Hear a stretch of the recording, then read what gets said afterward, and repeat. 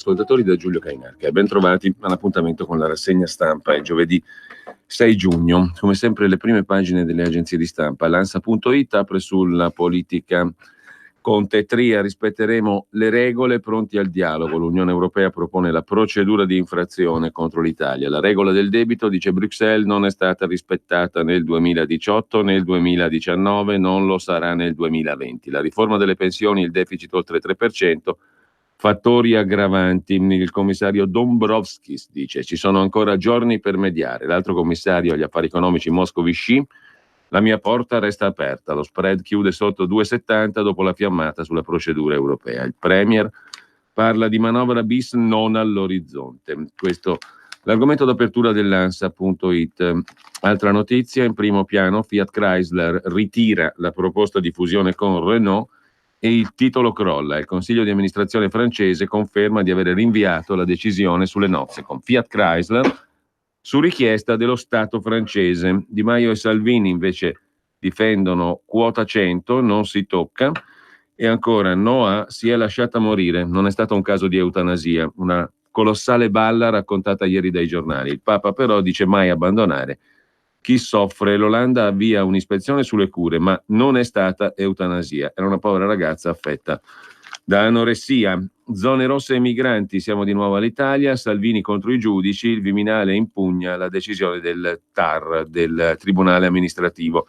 Il ministro dell'Interno impugnerà la sentenza del Tribunale Amministrativo Regionale, il TAR di Firenze, contro le cosiddette zone rosse e le sentenze dei tribunali di Bologna e Firenze a proposito di iscrizione anagrafica di alcuni cittadini stranieri. Lo si apprende da fonti del Ministero dell'Interno, secondo le quali si sta valutando anche di rivolgersi all'Avvocatura dello Stato per valutare se i magistrati che hanno emesso le sentenze avrebbero dovuto astenersi per posizioni in contrasto con le politiche del governo in materia di sicurezza. Dal Viminale sottolineano di essere pronti a riformulare l'ordinanza per allontanare da alcune aree cittadini balordi e sbandati, ma ribadiscono si valuta anche la possibilità di chiedere un intervento dell'Avvocatura dello Stato per valutare se i magistrati che hanno emesso le sentenze avrebbero dovuto astenersi e passare il fascicolo ad altri a causa delle proprie posizioni sulla politica del governo, idee che, dice il Viminale, sono state espresse pubblicamente o attraverso rapporti di collaborazione o vicinanza con riviste sensibili al tema stranieri come Diritto, Immigrazione e Cittadinanza o con avvocati dell'ASGI, l'Associazione Studi Giuridici per l'Immigrazione, che hanno difeso gli immigrati contro il Ministero dell'Interno. Il Ministero fa riferimento alla giudice Luciana Breggia, magistrato del Tribunale di Firenze, che ha emesso sentenza che ha escluso il Ministero dal giudizio sull'iscrizione anagrafica di un immigrato, contro la quale si è già scagliato il Ministro dell'Interno Salvini. Si candidi per cambiare le leggi che non condivide, ma anche altri 2 magistrati che collaborano con la rivista. Rosaria Trizzino, che, dice il Ministero dell'Interno, è il giudice che presiede la sezione del TAR della Toscana che ha bocciato le zone rosse, e Matilde Betti, la presidente della prima sezione Tribunale Civile di Bologna, che il 27 marzo scorso non ha accolto il ricorso proposto dal Ministero dell'Interno contro la decisione del giudice monocratico di Bologna che disponeva l'iscrizione nel registro anagrafico di 2 cittadini stranieri. Le modalità adottate da autorevoli rappresentanti delle istituzioni gettano discredito sull'intera funzione giudiziaria, con perdita di serenità da parte di chi la esercita. Replica l'Associazione Nazionale Magistrati: chiediamo che il CSM effettui passi a tutela della collega Luciana Breggia e dell'autonomia e indipendenza della giurisdizione. L'Associazione Nazionale Magistrati esprime sconcerto per gli attacchi al giudice Breggia, che dopo aver dichiarato inammissibile il reclamo del Ministero dell'Interno contro la decisione di un giudice che aveva autorizzato un somalo richiedente asilo a presentare domanda di iscrizione all'anagrafe al comune di Scandicci, è stata invitata da Salvini a candidarsi alle elezioni. L'Associazione Nazionale Magistrati ricorda anche il caso del giudice Gerardo Boragine, Tribunale di Lucca, che aveva assolto persone imputate di avere disturbato un comizio di Salvini ed è finito sotto misure di protezione personale per insulti e minacce scatenate contro di lui, dopo analogo post personalizzato sulla pagina Facebook del ministro, seguito da insulti e minacce di morte. Il ministro che, dice l'Associazione Nazionale Magistrati, dovrebbe garantire la sicurezza anche dei magistrati. Così L'Associazione Nazionale Magistrati, il vice premier e ministro dell'Interno Salvini, dopo l'annuncio del Viminale di voler impugnare le sentenze dei giudici contro le zone rosse e l'iscrizione anagrafica di cittadini stranieri, dice: non intendiamo controllare nessuno né creare problemi alla magistratura in un momento così delicato come quello che sta vivendo il CSM. Ci chiediamo se alcune iniziative pubbliche, alcune evidenti prese di posizione di certi magistrati siano compatibili con un'equa amministrazione della giustizia. Cioè magistrati che prendono pubblica posizione contro il governo e il Ministero dell'Interno e poi giudicano questioni relative al governo e al Ministero dell'Interno. Intanto la Danimarca torna a sinistra, una sinistra che dice no all'immigrazione e sì alla spesa pubblica.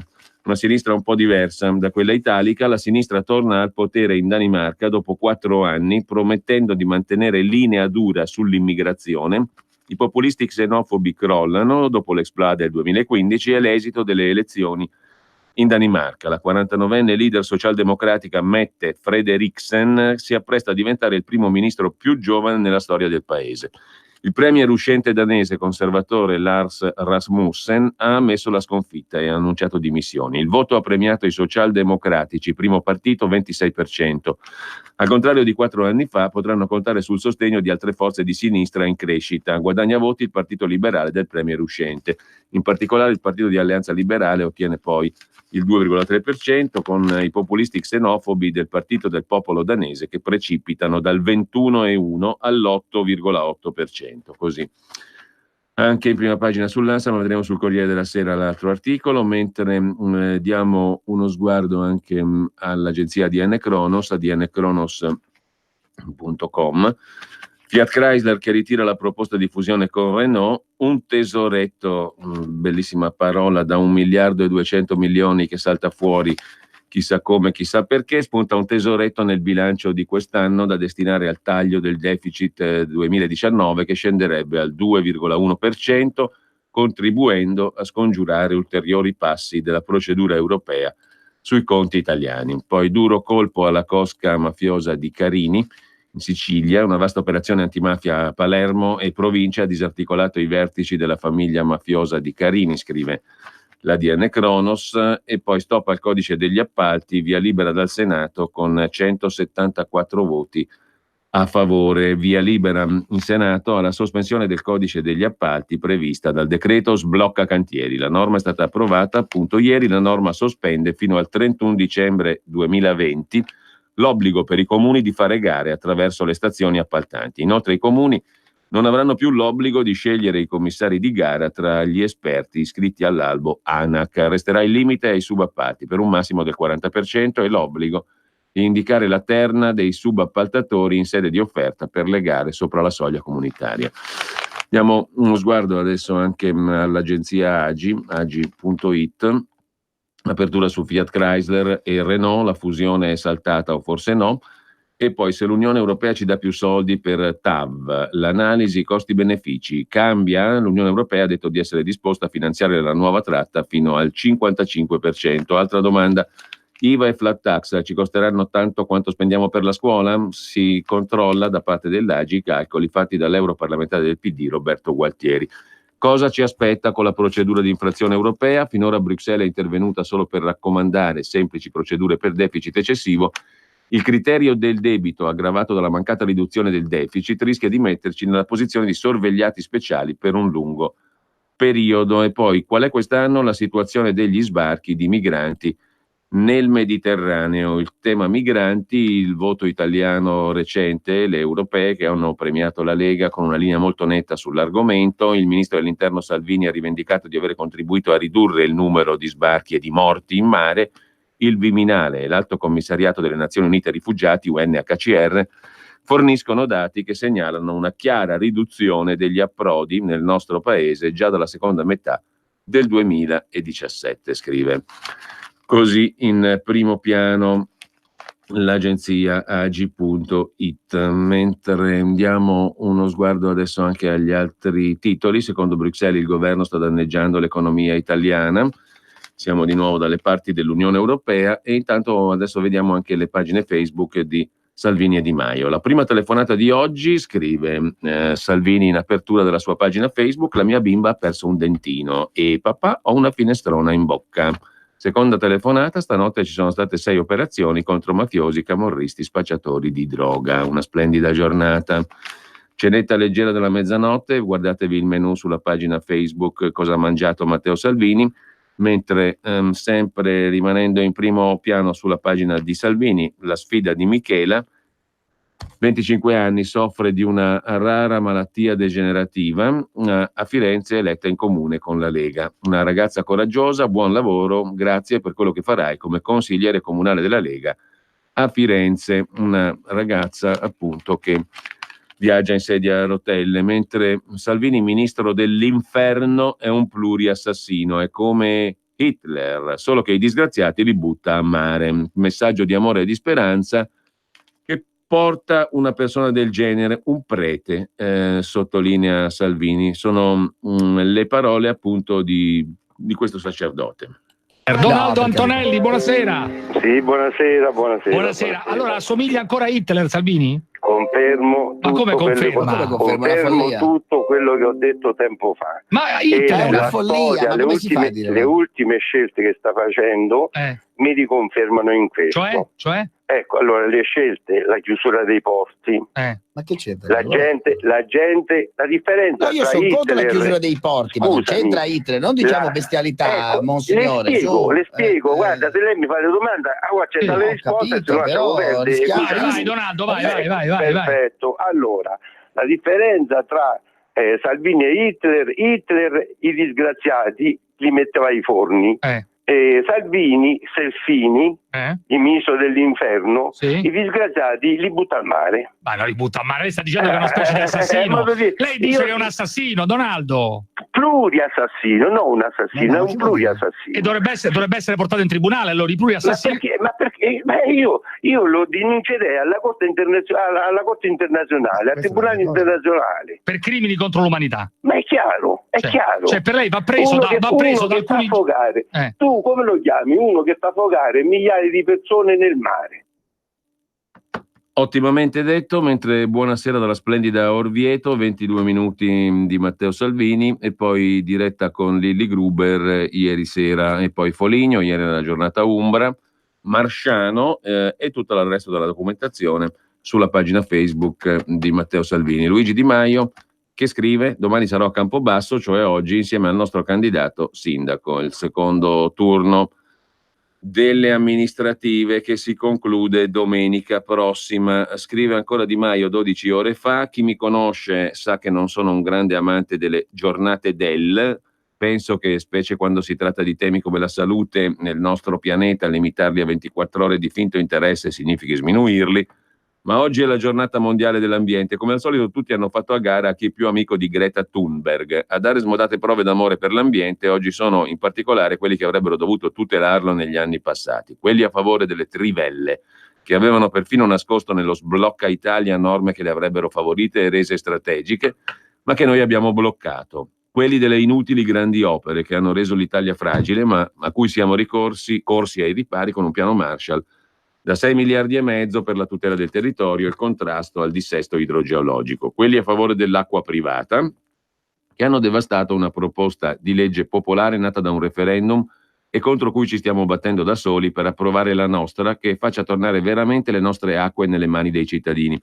Quelli contro il carbone, ma che non hanno mai avuto il coraggio di mettere per iscritto la chiusura delle centrali con impegni vincolanti, mentre noi abbiamo preso un impegno con l'Europa per spegnerle entro il 2025. Sono sempre loro quelli che trattavano il Ministero dell'Ambiente come la poltrona da dare all'alleato politico, un contentino da dare al partitino in appoggio per tenerlo buono. Siamo la prima forza politica dopo decenni ad avergli dato dignità, facendo ministro Sergio Costa, il comandante dei carabinieri che combatteva la camorra nella terra dei fuochi. Mi spiace forse rompere questo alone di perbenismo che si è creato intorno a un tema troppo importante, ma la realtà è questa, è diversa dai tweet colorati che hanno infestato questa giornata e dura più di 24 ore. Per il Movimento 5 Stelle la giornata dell'ambiente era anche ieri, lo sarà pure domani, dopodomani e tutti i giorni, è nel nostro DNA, è una delle nostre stelle e per questo continueremo a difenderlo e a rispettarlo, scrive ancora Di Maio, siamo persone serie, l'Italia è un paese serio che rispetta la parola data, andremo in Europa, ci metteremo seduti al tavolo con responsabilità per costruire e non distruggere, ma è molto seccante che ogni giorno si trovi un motivo per parlare male dell'Italia e di questo governo, scrive ancora Di Maio. Sono anni che diamo senza ricevere o riceviamo meno di quanto ci spetterebbe, anni che siamo totalmente ignorati sulla questione migranti. Ci lasciano tutto il peso, ci fanno pure la morale. Non va bene, troppo facile. Ora si parla tanto di questa procedura di infrazione. Cosa riguarda? Il debito prodotto dal PD nel 2017-18. Noi la prendiamo seriamente, ma non possiamo fare finta di non sapere che ci sono paesi europei che in questi anni, per risollevare la loro economia, hanno fatto molto più deficit di quanto consentito dai trattati e non sono andati incontro a nessuna sanzione. Non è concepibile che un paese con 6 milioni di disoccupati reali e migliaia di aziende che producono sotto il loro potenziale venga messo in croce perché vuole investire su crescita, lavoro e riduzione delle tasse. Lasciatemi dire che, come sento parlare di doveri, mi piacerebbe sentir parlare di diritti degli italiani e delle loro famiglie. Diritti significa la possibilità di aiutare famiglie, imprese, scuole, sanità. Rimbocchiamoci le maniche tutti, con tutti intendo anche Bruxelles. Due cose, per ultimo, quota 100 non si tocca e le pensioni degli italiani non si toccano, scrive ancora Luigi Di Maio sulla sua pagina Facebook. Con questo lasciamo anche la pagina Facebook di Di Maio e andiamo ai quotidiani di oggi. L'apertura del Corriere della Sera su Salvini, le accuse ai giudici, la lista del Viminale con i magistrati che hanno criticato il governo sui migranti. Salvini e il Viminale contro i giudici che nelle ultime settimane hanno pronunciato sentenze contro provvedimenti emanati dal Ministero dell'Interno. Una lista con i nomi dei magistrati che hanno criticato il governo sui migranti. Quelli di Firenze, che martedì hanno bocciato il provvedimento sulle zone rosse, quelli di Bologna, che avevano obbligato il comune a iscrivere all'anagrafe alcuni richiedenti asilo. Alla fine poi sono 3 persone. Come vedremo, altro fronte l'Europa, l'Unione ha richiamato l'Italia sul debito, rischiate la procedura. Il ministro dell'economia Tria dice siamo pronti a trattare. Intanto Monica Guerzoni sul Corriere della Sera raccoglie le parole di Conte, il premier: non ho sciolto la riserva sulle dimissioni, attendo fatti dai miei vice. Non chiedetemi se si voterà a settembre o ottobre, non sono disposto a galleggiare, a vivacchiare per mesi così. Se mai sarà crisi, sarà la più trasparente della storia. La mia riserva resta, è presto per dire che va tutto bene, attendo i fatti da Di Maio e Salvini. E poi cita Ungaretti, Conte, sulla tenuta del governo: si sta come d'autunno, sugli alberi le foglie. Andiamo bene. Se andrò a Bruxelles prima del Consiglio europeo, per il mio paese ne faccio anche 10 di viaggi, è la mia patria. Mi sento patriota, non voglio che il mio paese sia assoggettato alla procedura di infrazione, non voglio essere il primo premier italiano che la subisce. Non sono disposto a galleggiare, a vivacchiare, ove mai sarà crisi sarà la più trasparente. Sulle ricadute finanziarie della flat tax non ho nulla sul tavolo. La Lega ha fatto alcune proiezioni ma non me le ha portate. Se ci sono i fatti sono determinato, se non ci sono sarò irremovibile, dice Conte sulle dimissioni. Non chiedetemi se si voterà appunto a settembre, ottobre, novembre, non sono disposto a galleggiare, a vivacchiare, ma se sarà crisi sarà trasparente. Quanto alle sanzioni, abbiamo già detto, c'è un mese di tempo per convincere l'Europa. Flat tax, ovvio che ci debba essere un minimo di progressività, 2 o 3 aliquote se ci sarà una no tax area. Ma sono ancora più ambizioso, voglio una riforma molto più organica per abbassare la pressione fiscale. La grande rivoluzione fiscale di cui parla Salvini? Siamo in 2, se la chiede anche Luigi Di Maio saremo in 3, dice il premier al Corriere della Sera. Fiat Chrysler intanto ha ritirato l'offerta nella notte a Renault, dopo che il CDA della Renault non era stato in grado di prendere una decisione. E poi, a proposito di aziende, ex Ilva e Knorr, la crisi e i tagli, convertenza anche alla Whirlpool, se ne occupa Dario Di Vico sul Corriere della Sera. Il dado Knorr lascia il Veneto. Unilever ha deciso di delocalizzare in Portogallo annunciando 76 licenziamenti, e mentre non ha soluzione la crisi Whirlpool, arriva l'annuncio shock all'ex Ilva: 1400 operai in cassa integrazione, scrive il Corriere della Sera in prima pagina. C'è anche un altro caso locale, apre la prima pagina della provincia di Lecco, è Husqvarna che dà il via ai licenziamenti, la cordata cinese si è ritirata, in Valmadrera oggi parte la procedura per 80 operai, resta aperta una trattativa italiana. Ieri la metà delle speranze dei lavoratori della Husqvarna di Valmadrera sono svanite. La rappresentanza sindacale è stata informata dell'uscita di scena di uno dei due soggetti interessati a mandare avanti la produzione. Hanno dato forfait i cinesi, resta in gioco una cordata italiana non meglio precisata, non si sa nemmeno in quali termini e salvando chi. Da oggi la procedura di licenziamento con gli avvisi ad almeno 80 dei 102 dipendenti. Gli operai che confezionavano i tosa erba per lo più col marchio McCulloch rischiano di restare a casa, mentre gli impiegati potrebbero momentaneamente salvarsi.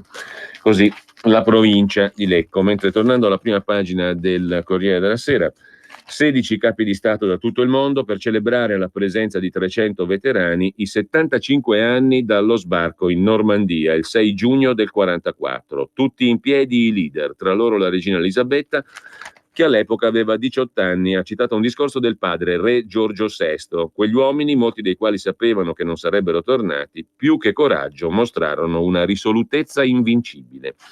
Celebrare il D-Day dopo 75 anni con 300 veterani, lo sbarco in Normandia. L'articolo di fondo del Corriere della Sera invece ci riporta alla questione dei magistrati a firma di Ernesto Galli della Loggia, il caso CSM e la lotta di potere in toga. Le inchieste in corso su alcuni membri del Consiglio Superiore della Magistratura, scrive della Loggia, non sono rilevanti per le fattispecie penali, sono ben più rilevanti per qualcosa di più importante, l'atmosfera ambientale che illustrano, la qualità antropologica, la tenuta etica dei protagonisti, che in questo caso sono protagonisti particolari, i magistrati, cioè i padroni della vita e dei beni di ciascuno di noi, scrive Ernesto Galli della Loggia. Diciamo le cose senza giri di parole, proprio nella misura in cui non si tratta di un'associazione di allibratori di corse ippiche o di grossisti dei mercati ortofrutticoli, bensì dell'Associazione Nazionale Magistrati e del Consiglio Superiore della Magistratura, l'immagine che esce dalle inchieste è devastante e obbliga a considerazioni generali, in quanto la fanghiglia che oggi emerge a proposito del CSM si aggiunge a quella che poco tempo fa è emersa riguardo a un'importante magistratura, il Consiglio di Stato. Una fanghiglia di comportamenti illegali che si ha diritto di presumere forse non tanto circoscritti, a base di regali, omaggi, vacanze e quant'altro rappresenti un miraggio di status per borghesucci ineducati a caccia di privilegi. Ma se questa è l'eccezione, essa non nasce dal nulla, nasce dalla prassi abituale che da molti anni caratterizza un CSM ridotto a mercato delle vacche, copyright Marco Travaglio, tra le varie correnti politiche in cui è divisa la magistratura. Assatanati rappresentanti di tali correnti, usi a combattere senza esclusione di colpi per far nominare i propri candidati agli uffici più importanti. L'abitudine dei dossier come strumento di pressione e di ricatto. Regole calpestate pur di ottenere la meglio. Contatti abituali dei vari magistrati con rappresentanti di questo o quel partito politico per tessere le opportune strategie all'interno del Consiglio stesso e via di questo passo. Il CSM è da sempre l'insieme di tutte queste attività che hanno un nome: politica, di infima qualità, politica degenerata ma politica. Come sempre quando si tratta della politica l'obiettivo è il potere e ciò che esso significa. Ormai da molto tempo, scrive Ernesto Galli della Loggia, i membri laici e togati del Consiglio Superiore della Magistratura costituiscono un gruppo di persone impegnate in una più o meno aspra competizione per ottenere la guida di uno dei tre poteri fondamentali, il potere giudiziario. Difficile sottrarsi all'impressione che sia stata perlomeno un'ingenuità da parte dei costituenti immaginare di affidare questo potere e la lotta politica per il suo esercizio solo a un ristrettissimo gruppo di persone per lo più prive di legame con la sovranità popolare, dunque irresponsabili e oltretutto ovvie beneficiarie del potere da esse esercitato ai fini delle proprie carriere personali. Ingenuità dei costituenti aggravata da una legge per l'elezione dei magistrati membri del Consiglio, quella attuale stabilisce un sistema maggioritario puro con collegio unico nazionale, la quale non ha visto eleggere mai, dicesi mai, un candidato che non appartenesse a una corrente organizzata. aggravando in tal modo la degenerazione politicista del Consiglio Superiore della Magistratura, la subordinazione all'appartenenza ideologica, l'elevazione di tale appartenenza a criterio supremo della qualità delle persone, cioè il morbo che ha avviato il CSM alla rovina. La prima riga di quella parte della nostra Costituzione dedicata alla magistratura recita: la giustizia è amministrata in nome del popolo e poi i giudici sono soggetti soltanto alla legge. Ora, commenta Ernesto Galli della Loggia, articolo di fondo del Corriere della Sera, è davvero difficile dire cosa oggi possa mai significare questa evocazione del popolo nella realtà di un'amministrazione della giustizia che non solo è circondata dal massimo sospetto e da innumerevoli critiche dell'opinione pubblica, ma che non a caso vede il democratico istituto della giuria popolare strettamente limitato ai processi in corte d'assise, cioè per reati gravissimi, e per giunta inficiato dalla presenza accanto ai giurati popolari di 2 magistrati messi lì per guidarli e per condizionarli. Quanto ai giudici soggetti soltanto alla legge, non mi pare sbagliato chiedersi se possono essere considerati davvero tali magistrati i quali, se ambiscono a incarichi importanti, se desiderano ottenere riconoscimento per le loro capacità, devono per forza ingraziarsi il capetto di una corrente del CSM, mostrare di condividerne le idee, naturalmente orientate a difesa dell'indipendenza della magistratura, e magari per soprammercato andare pure a cena insieme a lui con un sottosegretario del PD o un deputato della Lega. Post scriptum, conclude Ernesto Galli della Loggia. In un'altra parte del giornale il lettore trova notizia dell'ultimo exploit del ministro Salvini in materia di giustizia. Se la nostra opinione contasse qualcosa, vorremmo pregare il ministro dell'Interno di stare al suo posto, che di certo non prevede il raccogliere informazioni sui giudici autori di sentenze che gli dispiacciono. A discutere l'operato dei magistrati, tutte le volte che è necessario, basta l'opinione pubblica e la stampa. Il governo dunque non si impicci di cose che non lo riguardano e trattando le quali ottiene solo di peggiorare la propria immagine, conclude Galli della Loggia. Domanda: se uno pubblicamente dice che Salvini è un pirla, dopo giudica degli atti fatti dal ministro Salvini come ministro dell'Interno? Equanimemente sì, perché lui può dire quello che vuole, ma devono contare il suo libero convincimento di giudice. Quindi sì, ha ragione Galli della Loggia. Mentre sempre dal Corriere della Sera lasciamo il primo piano e andiamo alla politica interna e alla questione dell'Europa, che dice all'Italia che non va, l'Italia marcia indietro, la procedura di infrazione minacciata e via dicendo. Gli alleati provano a resistere, il reddito e quota 100 rimangono, ma verso l'Europa toni diversi. Più morbido Di Maio: l'Italia è un paese serio, rispettiamo la parola data, ci sediamo al tavolo con responsabilità, eccetera, eccetera.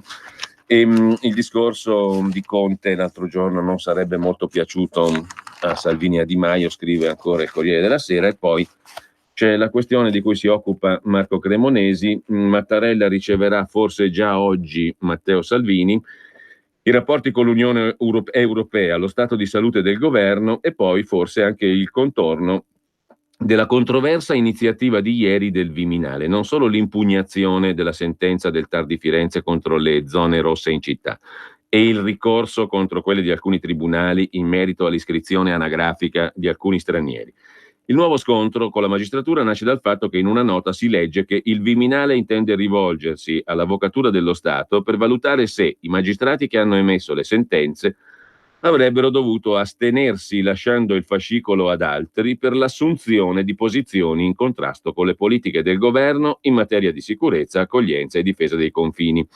Nel comunicato si fa riferimento alle idee dei magistrati espresse pubblicamente o attraverso rapporti di collaborazione e vicinanza con riviste sensibili ai temi degli stranieri come diritto, immigrazione e cittadinanza, o con avvocati dell'Associazione Studi Giuridici per l'Immigrazione, ASGI, che hanno difeso gli immigrati contro il Ministero dell'Interno. Soprattutto si citano esplicitamente alcuni magistrati, tra cui Luciana Bareggia, giudice del Tribunale di Firenze, relatrice della sentenza che ha escluso il Ministero dal giudizio sull'iscrizione anagrafica di un immigrato, si candidi, ha detto Salvini, per cambiare le leggi che non condivide. E lucevano le stelle. Sì, lo so che per realizzare tutti i progetti della Lega per l'Italia non bastano certo 2 parole, ma i 2 per 1000. italiani sanno tutto e sanno pure che il codice per destinare alla Lega il 2 per 1000 è D43 e che lo si deve scrivere sulla dichiarazione dei redditi. Donar il mio solo pensiero, firma www.2per1000lega.it.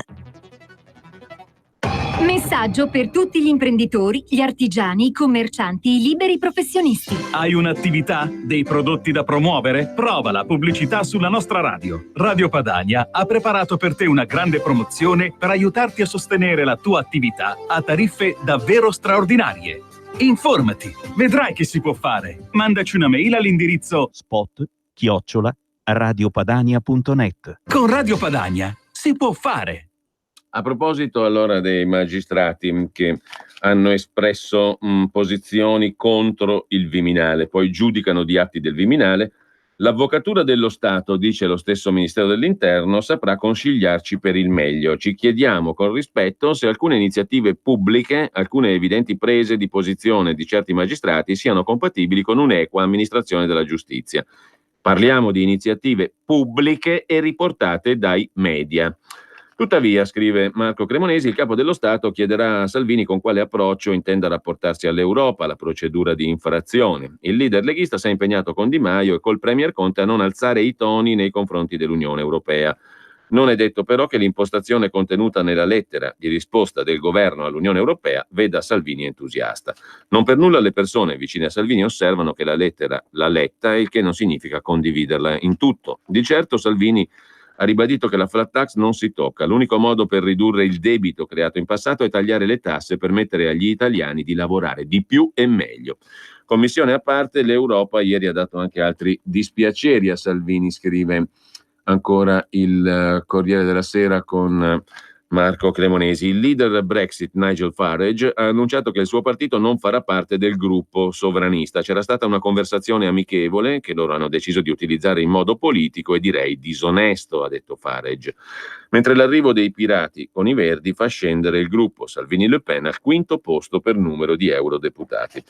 Poi ci sono le protagoniste della vicenda citata dal Ministero dell'Interno, appunto i giudici magistrati che hanno dato sentenze dopo aver espresso pubblicamente la loro posizione contro il Viminale.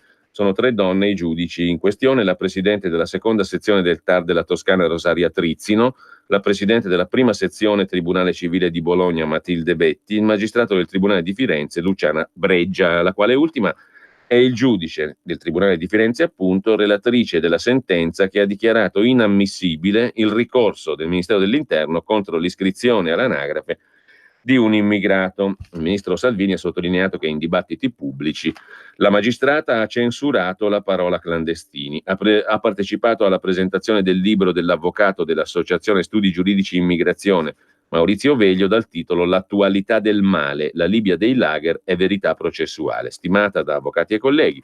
È presidente degli osservatori sulla giustizia civile che promuove le buone prassi e capo della sezione immigrazione. Matilde Betti è presidente della prima sezione Tribunale Civile di Bologna che non ha accolto il ricorso proposto dal Ministero dell'Interno contro la decisione del giudice di Bologna che disponeva di iscrivere all'anagrafe 2 cittadini stranieri. Il Viminale faceva notare che scrive per la rivista Diritto, Immigrazione e Cittadinanza, sensibile ai temi sul diritto d'asilo. Non è piaciuta a Salvini neanche la partecipazione di entrambe le magistrate, cioè Breggia e Betti, al dibattito Dovere di accoglienza, organizzato da ASGI Libera Magistratura Democratica. Carlo Sorgi, segretario bolognese di Magistratura Democratica, ieri ha sentito Matilde Betti al telefono e ha detto che è completamente serena. Infine Rosaria Trizzino è la presidente della sezione del TAR che ha bocciato le zone rosse. Anche lei collabora con la rivista sui diritti degli immigrati.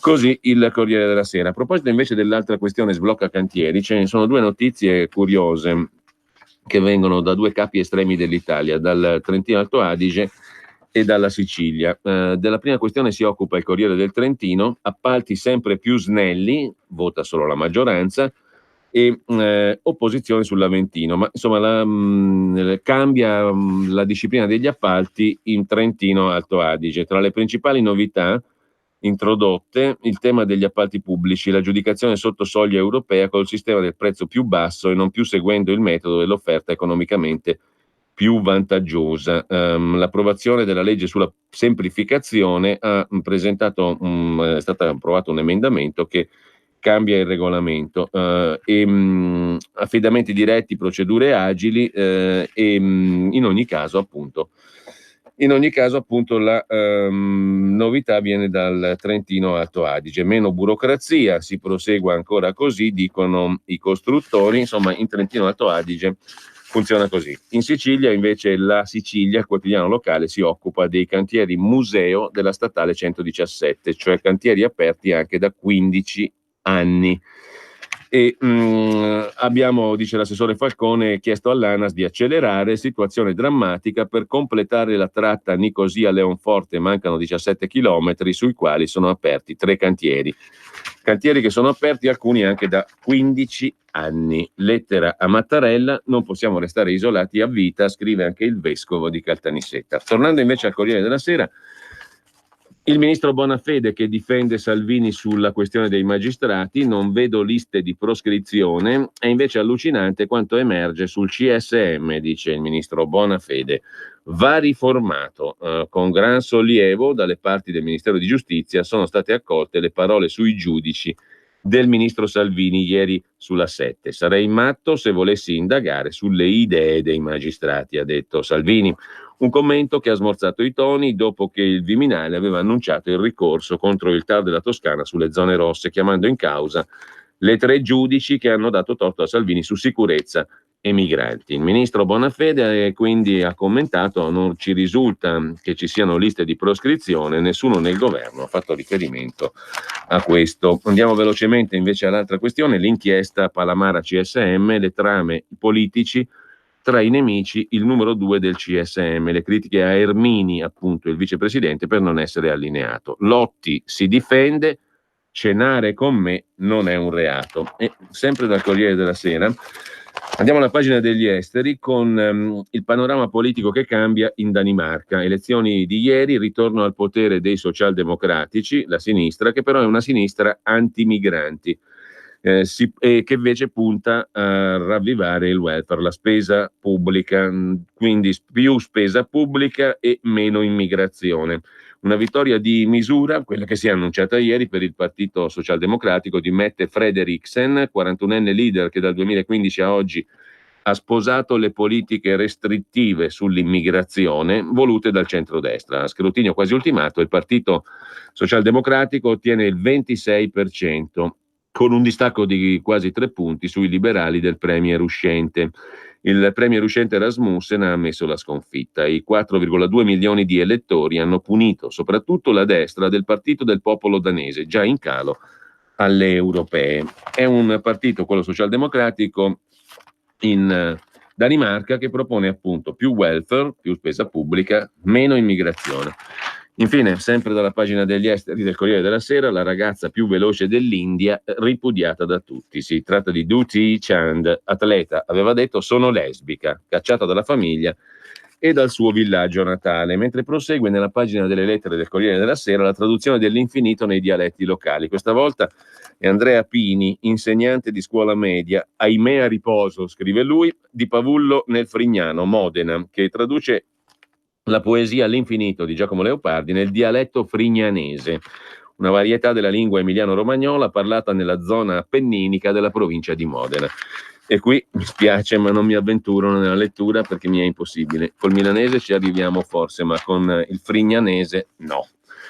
Mentre chiudiamo la pagina economica del Corriere della Sera, Vodafone accende il 5G a Milano e in altre 100 città entro il 2021. Prima a Milano e in altre 4 città italiane, Roma, Napoli, Torino e Bologna, per un bacino di utenti di 10 milioni di persone. E poi la copertura a 100 città e alle principali località turistiche italiane entro fine 2021. Questi i tempi della diffusione del 5G in Italia, secondo Vodafone, l'operatore che per primo introduce la rete ultraveloce sul mercato italiano.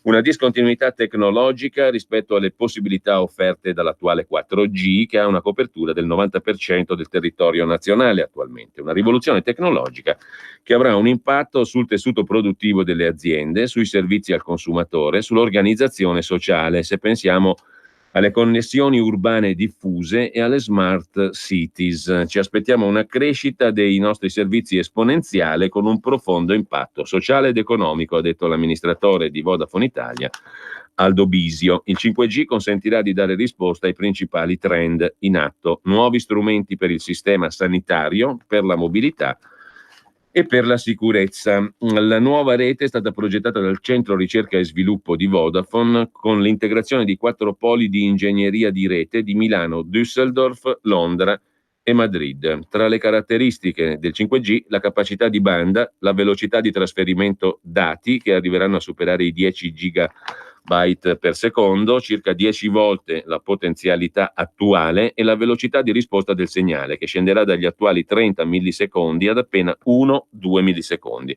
Questo significa tempi di risposta immediati, possibilità di connettere fino a 1 milione di oggetti per chilometro quadrato. Una potenza che avrà un impatto decisivo sull'Internet delle cose, sui sistemi di automazione industriale e sulle auto a guida autonoma.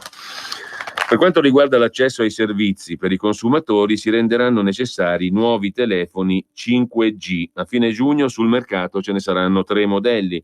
Vodafone prevede che entro fine anno il numero dei dispositivi subirà un'impennata. La diffusione tra i consumatori del 5G esploderà quando i prezzi dei nuovi telefoni scenderanno sotto i 400 euro. Entro luglio Vodafone offrirà il roaming in 5G in Germania, Spagna, Gran Bretagna e Italia.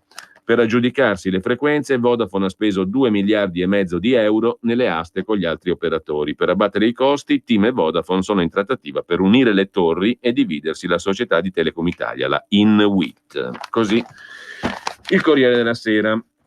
Corriere della Sera che oggi ha l'inserto della salute dedicato ai tatuaggi. Cosa bisogna sapere prima di farlo e dopo per non pentirsene? In aumento il numero di chi vuole cancellare un disegno dalla pelle, un'operazione impegnativa dagli esiti non certi. Per la cronaca milanese invece, i nuovi narcotrafficanti di Quarto Oggiaro tra faide e omertà, secondo i magistrati che indagano sulle faide, sono giovani narcos, godono tra gli abitanti di Quarto Oggiaro, Milano, di uno stato di assoggettamento e omertà legato all'appartenenza a organizzazioni criminali. Sono eredi dei clan storici, spadroneggiano, questo dietro la sparatoria in cui venne gambizzato l'anno scorso Michelangelo Lobue. In manette sono finiti Giuseppe Poerio e Mohamed Zouir Lachel, detto Zucca. Hanno 25-27 anni, sono nati e cresciuti in via Cogne 9 a Milano.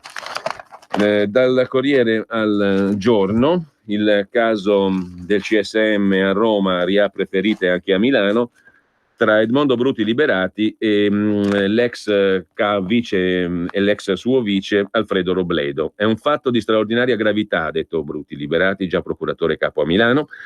La vicenda del CSM Roma-Palamara ricorda molto la vicenda P2 dell'81, una vicenda di inquinamento gravissimo, ha detto Bruti Liberati. Gli risponde il suo ex vice, Alfredo Robledo, che ha lasciato la toga dopo uno scontro proprio con Bruti Liberati. Bruti Liberati, magistrato più noto per l'attività correntizia che per quella giudiziaria, rispetto alla vicenda Palamara dovrebbe avere il buon gusto di tacere, dice Robledo. Secondo Bruti Liberati c'è uno schieramento trasversale tra magistrati e politici con uno scopo, quello di cancellare una damnatio memoriae, cancellare la memoria di Pignatone.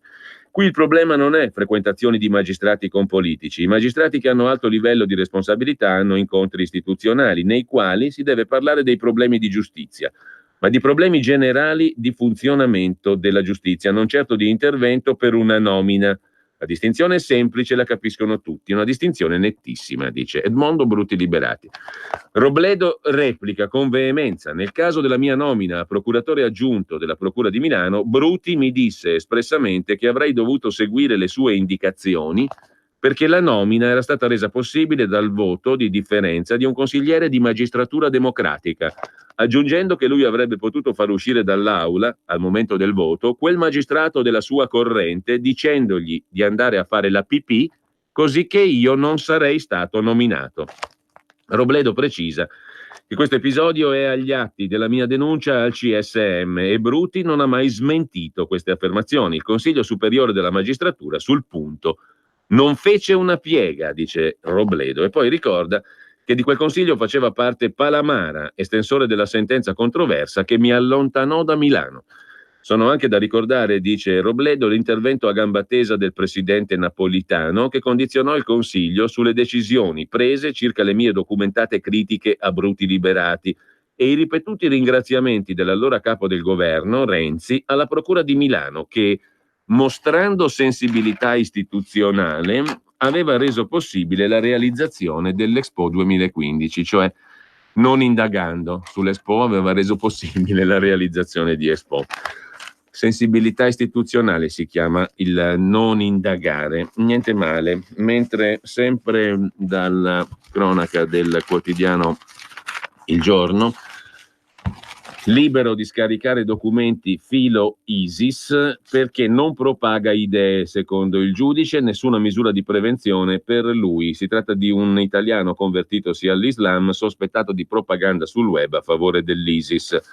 Non è socialmente pericoloso. La procura aveva chiesto 3 anni di sorveglianza e il divieto di usare telefoni e computer. Il tribunale ha deciso di no. Così Marco Valentino, alias Muhammad Nur al-Haq, 52 anni, indagato per terrorismo internazionale. Per il PM sarebbero provati contatti online e amicizie pericolose, video pro-ISIS, messaggi di adesione all'estremismo. In realtà il giudice ha detto che non ci sono elementi per ritenere che, oltre a detenere materiale filo jihadista, ne abbia in qualche modo dato diffusione esterna e dunque il soggetto non è accusabile, diciamo così, di propaganda terroristica. Mentre sono stati messi i sigilli a Pioltello alla cassaforte di uno storico capo del locale pioltellese di 'Ndrangheta, maxi sequestro, la magistratura ha messo i sigilli al tesoretto della famiglia Manno, un patrimonio immobiliare da 3 milioni di euro. Il capo del locale, Francesco Manno, è detenuto nel carcere di Opera per cumulo di pene di 13 anni. Mentre il giornale in cronaca milanese si occupa della stangata ATM sui biglietti, al via da metà luglio. La questione approda oggi in aula, Consiglio Comunale di Milano, ma per gli emendamenti bisogna attendere lunedì. Lo scontro rischia di accendersi sul 2020. Tra un anno scatterà il biglietto breve, chiesto da PD e Forza Italia, per agevolare chi viaggia per 2-3 fermate. L'assessore Granelli anticipa che sarà offerto solo sotto forma ricaricabile o abbinato a un abbonamento. Spunta da ora un biglietto da 12 euro per 3 giorni e per rateizzare l'annuale bisognerà spendere 30 euro. Messa così non si capisce un granché, staremo a vedere. Per la tessera ATM a rate bisognerà pagare 30 euro, ticket breve col trucco, subito un nuovo biglietto da 3 giorni a 12 euro, nel 2020 quello per pochi stop ma agli abbonati. Capirà meglio il cittadino milanese di che si tratta. Mentre a proposito di cronache locali, dal Messaggero Veneto, 2 settimane con un cuore esterno, un eccezionale trapianto in Friuli, il primo in Italia, terzo al mondo, effettuato dall'equipe del professor Livi su un udinese con malattia rara. Al lavoro gli specialisti di 6 reparti, mentre un pool di medici andava a Ferrara per l'espianto, l'altro preparava il paziente. Quando è arrivato all'ospedale Santa Maria Misericordia di Udine era in fin di vita. Il cuore di un 50enne udinese colpito da malattia rara non voleva battere. Per più di 2 settimane, in attesa del primo trapianto di questo tipo in Italia, terzo al mondo, l'equipe del professor Livi lo ha tenuto in vita con una specie di cuore esterno, un macchinario che garantisce la circolazione extracorporea. È stato trovato poi un donatore, è arrivato il momento del trapianto, intervento delicatissimo, vasta eco nella comunità scientifica perché effettuato su un paziente affetto dalla malattia di Anderson-Fabry, una patologia dovuta alla carenza dell'enzima alfa-galattosidasi, che può determinare danni anche gravi a carico del sistema nervoso, reni e cuore, con disturbi da compromettere l'aspettativa di vita. Insomma, uno eccezionale trapianto operato in Friuli. A livello di curiosità, invece, dalla provincia di Cremona, molestata per un selfie con Salvini, la polizia ha arrestato un 50enne bergamasco con l'accusa di violenza sessuale su una 16enne. Lunedì sera, mentre era in fila per una foto con Salvini, l'ha bloccata strusciandosi a lungo contro di lei. Dalla provincia di Sondrio, invece, alcol al volante, emergenza strade. Dall'inizio dell'anno sono 132 gli automobilisti fermati, dice l'Arma dei Carabinieri, mentre dal Corriere del Veneto il caso Stefanel, insolvenza, ora rimane l'amministrazione straordinaria, il CDA rinuncia al concordato e invoca l'applicazione della legge Marzano sulle grandi crisi. Dopo il fallimento del rilancio, Stefanel è arrivata un'ulteriore capolinea. Di fronte alla richiesta dei creditori di salvare una fetta del 40% dei crediti, il CDA della società ha rinunciato ieri al percorso di richiesta del concordato preventivo per dichiarare l'insolvenza e andare in amministrazione straordinaria, secondo la legge Marzano gestita dal Ministero dello Sviluppo Economico. Altra curiosità invece riguarda la sottosegretaria leghista Vanni Agava, la sottosegretaria all'ambiente sacilese, Pordenone, finisce a processo a causa del cagnolino. Sul ruolino udienze del giudice di pace di Pordenone c'era il nome dell'esponente leghista friulana, l'accusa è di lesioni colpose, protagonista è il bassotto della sottosegretaria, reo, secondo la ricostruzione della procura, di aver morso a una gamba una bambina figlia di un carabiniere e dunque di un collega di lavoro del marito di Vanni Agava nell'androne condominiale. A processo il sottosegretario, il suo bassotto, ha morso una bimba, 3 giorni di prognosi per la piccola ferita dal cane.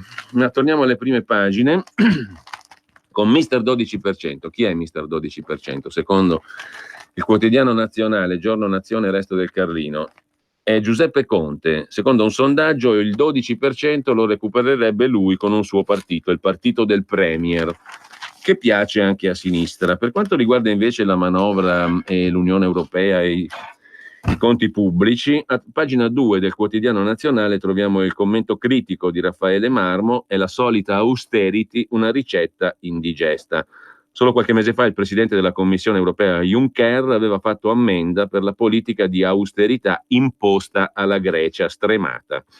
Lacrime di coccodrillo, aveva detto qualcuno, lacrime finte si direbbe oggi, scorrendo la ricetta predisposta per l'Italia dai medici di Bruxelles.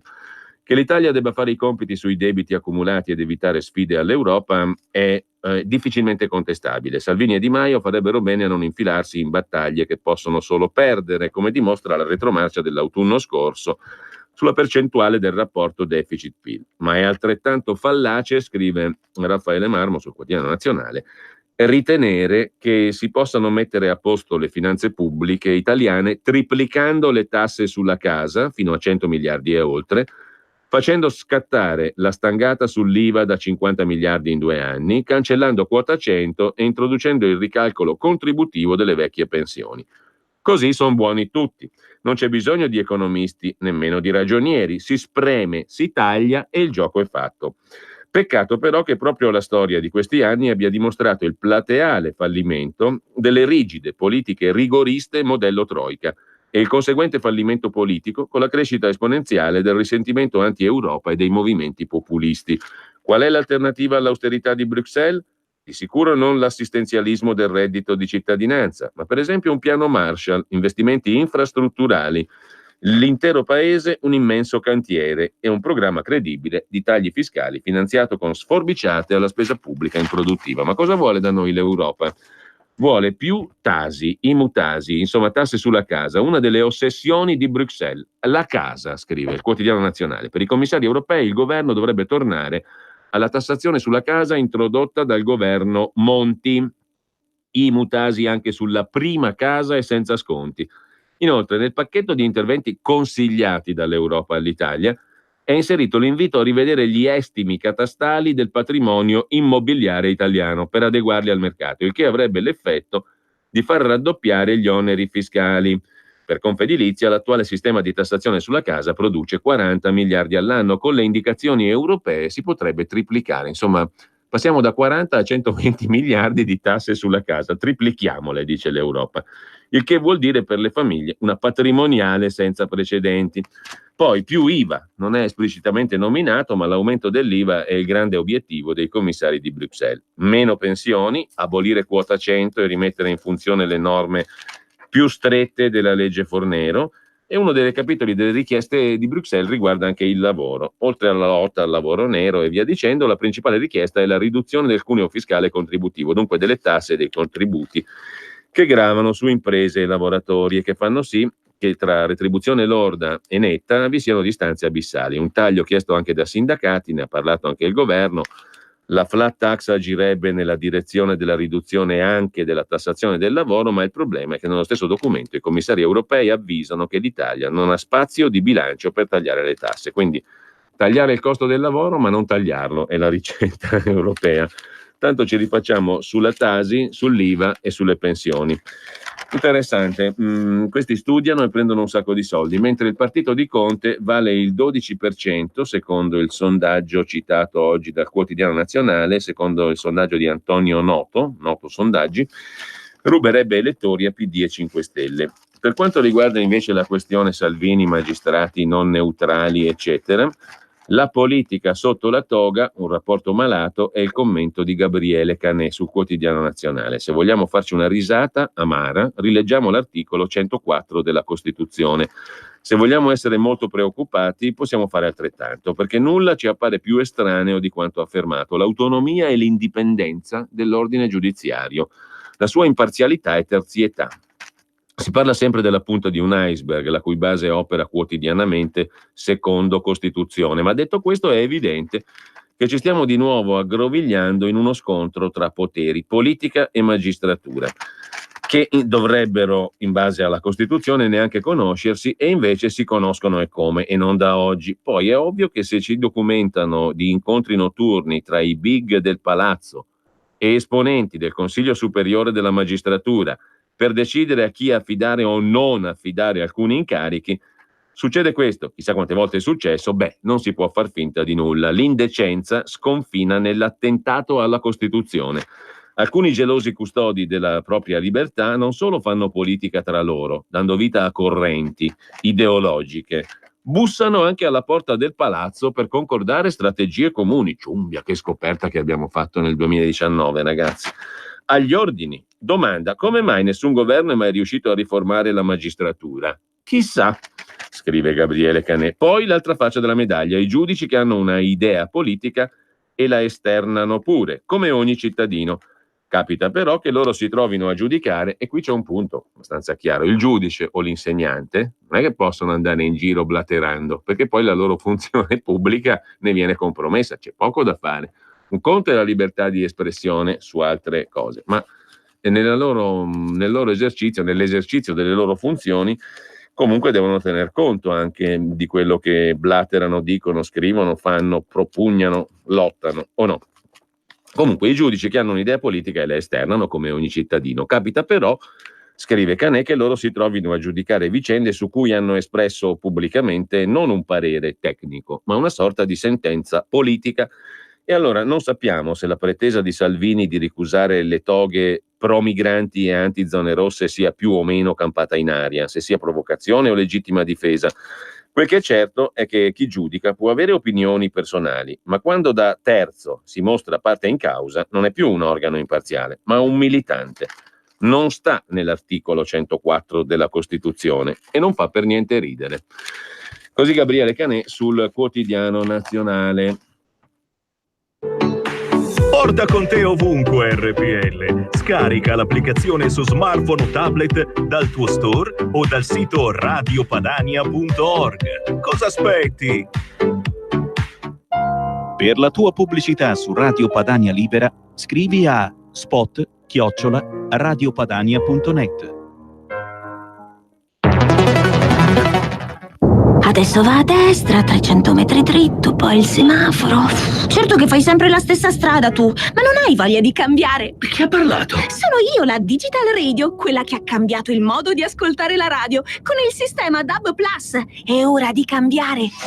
Vivi tutta la magia della Digital Radio. Se stai per cambiare auto, chiedila con il sistema DAB+.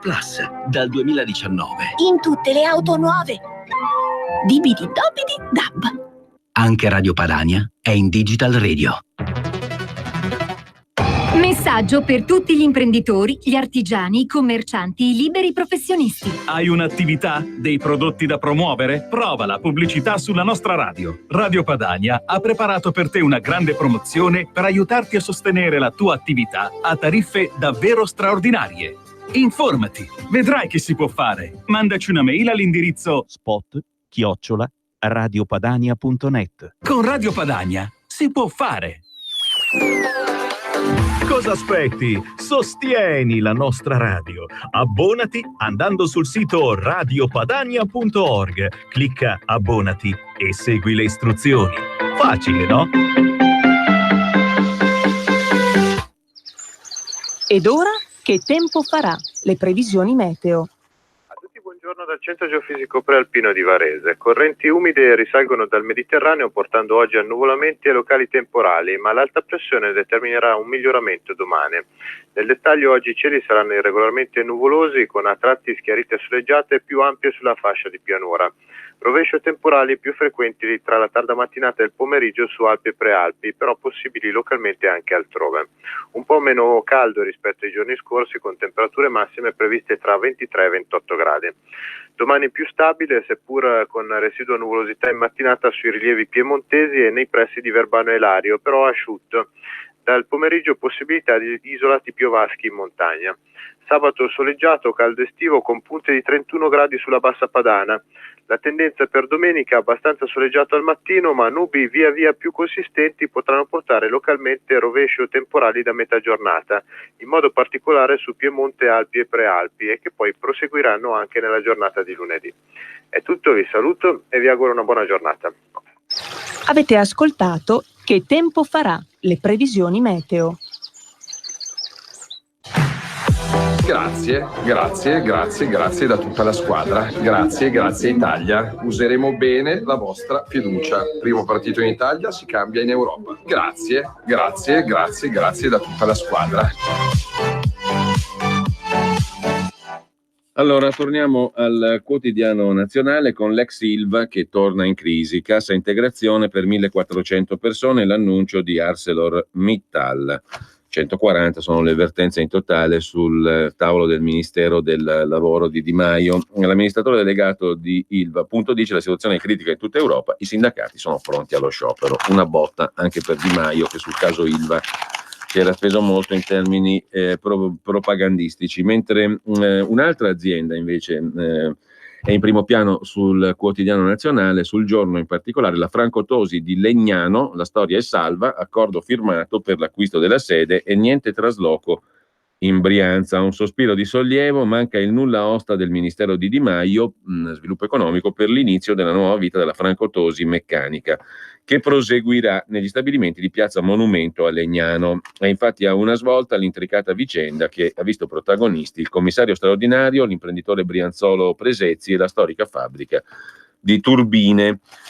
Mentre lasciamo il Giorno, andiamo alla Verità. Il governo va alla guerra con i giudici, è il pezzo è d'apertura di Maurizio Tortorella. Il CSM in piena bufera, Salvini impugna le decisioni pro immigrati prese dai tribunali di Bologna e Firenze. Poi mette 3 magistrati nel mirino dell'Avvocatura dello Stato perché ideologicamente contrari alla nostra politica. Il Viminale si ribella ai giudici schierati, emettono verdetti contro il governo. Il Ministero solleva dubbi sull'imparzialità delle decisioni di magistrati che si oppongono apertamente alla linea del governo. Salvini è pronto a rivolgersi all'Avvocatura dello Stato, l'abbiamo visto. Intanto la corrispondente di Die Welt, paladina dei migranti, è a libro paga di Leoluca Orlando, scrive Fabio Amendolara. La cronista anti-Conte, anti-governo italiano, è pagata da Leoluca Orlando, eroi di cartamoneta. Il suo battibecco sui morti in mare con il Premier ha fatto scalpore. Peccato che Constanze Reuscher non sia solo la corrispondente dall'Italia del tedesco Die Welt, è pure consulente del sindaco di Palermo che fa la guerra al governo su porti e clandestini, un altro caso di conflitto di interessi, non di magistrati ma di giornalisti. È stata ingaggiata per stimolare e promuovere la presenza di Palermo sulla scena internazionale a 29.999 euro per 6 mesi. Fuori luogo la sua domanda sui migranti in conferenza stampa, furbo il tentativo di far saltare i nervi al presidente del Consiglio Conte, controreplicando. Maurizio Belpietro si occupa ancora di giornalisti e giornali, facce di tolla. Repubblica a caccia di farfalle si schianta contro il quotidiano La Verità. Cosa è successo? È successo questo, scrive Belpietro: un giornalista che abbia accreditato il falso virgolettato di un'intercettazione telefonica e abbia maneggiato incautamente alcuni SMS di un ministro pubblicandoli amputati in modo che il senso ne risultasse stravolto, Un giornalista di questo tipo dovrebbe parlare con cautela di macchina del fango, rischierebbe l'autogol. Carlo Bonini, inviato di Repubblica, ha invece compilato ieri un articolo per rovesciare il senso delle cose, attribuendo a uno dei nostri migliori colleghi, il vice direttore Giacomo Amadori, l'idea di una congiura contro esponenti della Procura di Roma. Sarà bene precisare che lo stesso Amadori è colui che ha smontato l'intercettazione inventata da Repubblica, cosa che a Bonini, autore dell'articolo, che ne accreditò l'esistenza accusando Siri di avere incassato 30.000 euro, ancora brucia. E inoltre nel recente passato Amadori ha contribuito a raccontare i molti affari del Giglio magico di Renzi, alcuni petali del quale l'ex sottosegretario Luca Lotti, in questa vicenda di magistrati e pressioni per condizionare la guida degli uffici giudiziari di Roma, paiono aver avuto un ruolo attivo. Dov'era Bonini quando Amadori ricostruiva gli strani fallimenti di una serie di cooperative che gravitavano attorno al papà di Renzi? Forse a caccia di farfalle, ma quello che andava avanti, ovvero atti di indagine che poi hanno portato all'arresto di entrambi i genitori di Renzi, stranamente non ha interrotto la sua caccia alle farfalle. Neppure il caso Consip ha attirato la passione del valente cronista di Repubblica, che invece di occuparsi dei tanti interessi intorno alla Consip preferì dedicarsi a presunti depistaggi. Che dire poi della curiosa faccenda del suo editore Carlo De Benedetti, che, sorpreso al telefono dopo essere uscito da Palazzo Chigi e avere incontrato Renzi, rassicurava il suo mediatore d'affari sul futuro della riforma delle banche popolari. Avendo investito e guadagnato con le azioni di quelle banche, De Benedetti fu ascoltato come persona informata dai fatti e poi archiviato, ma all'illustre Carlo Bonini, specializzato nell'inseguire le farfalle, non passò neppure per la testa di approfondire la faccenda e scavare per far emergere i fatti. Ciò detto, la storia di questi giorni è semplice. Il controllo della Procura di Roma fa gola a molti e in vista della sostituzione del capo dei PM in parecchi si muovono. Tra questi magistrati, perché le nomine sono fatte con le correnti, con accordi dove le toghe si spartiscono i posti. Una procura a testa non si toglie a nessuno, se ce ne sono 5 da assegnare si trova il modo di distribuirle fra gli amici. Il meccanismo è noto e da noi sempre denunciato, al contrario di chi fa catenaccio contro ogni riforma. Mentre sono in corso queste logiche di spartizione e agli incontri partecipano i petali del Giglio magico, lo stesso Giglio che fino a ieri per Repubblica era un fiore prezioso, capita che un PM presenti un esposto contro l'ex procuratore capo Pignatone e contro il suo vice Ielo. La verità ne dà notizia. È notizia, a prescindere dalle ragioni che hanno indotto il PM a presentare la segnalazione al CSM e perfino da chi da questa iniziativa ne tragga vantaggio. Un giornalista che fa il suo mestiere deve dare le notizie. Al contrario, Bonini, che vede amici e nemici, inserisce lo scoop in un altro quadro, immaginando che il nostro Amadori faccia parte di una macchina del fango, anzi che non veda l'ora di dare una legnata a Paolo Ielo, il PM dell'inchiesta su Siri, e scrivendo di ciò riaccredita la tesi della telefonata farlocca. È dunque necessario precisare: primo, la Verità non partecipa alla guerra fra correnti o bande per il controllo della Procura di Roma. A differenza di altra stampa, non abbiamo un editore sotto inchiesta a Roma per truffa. De Benedetti.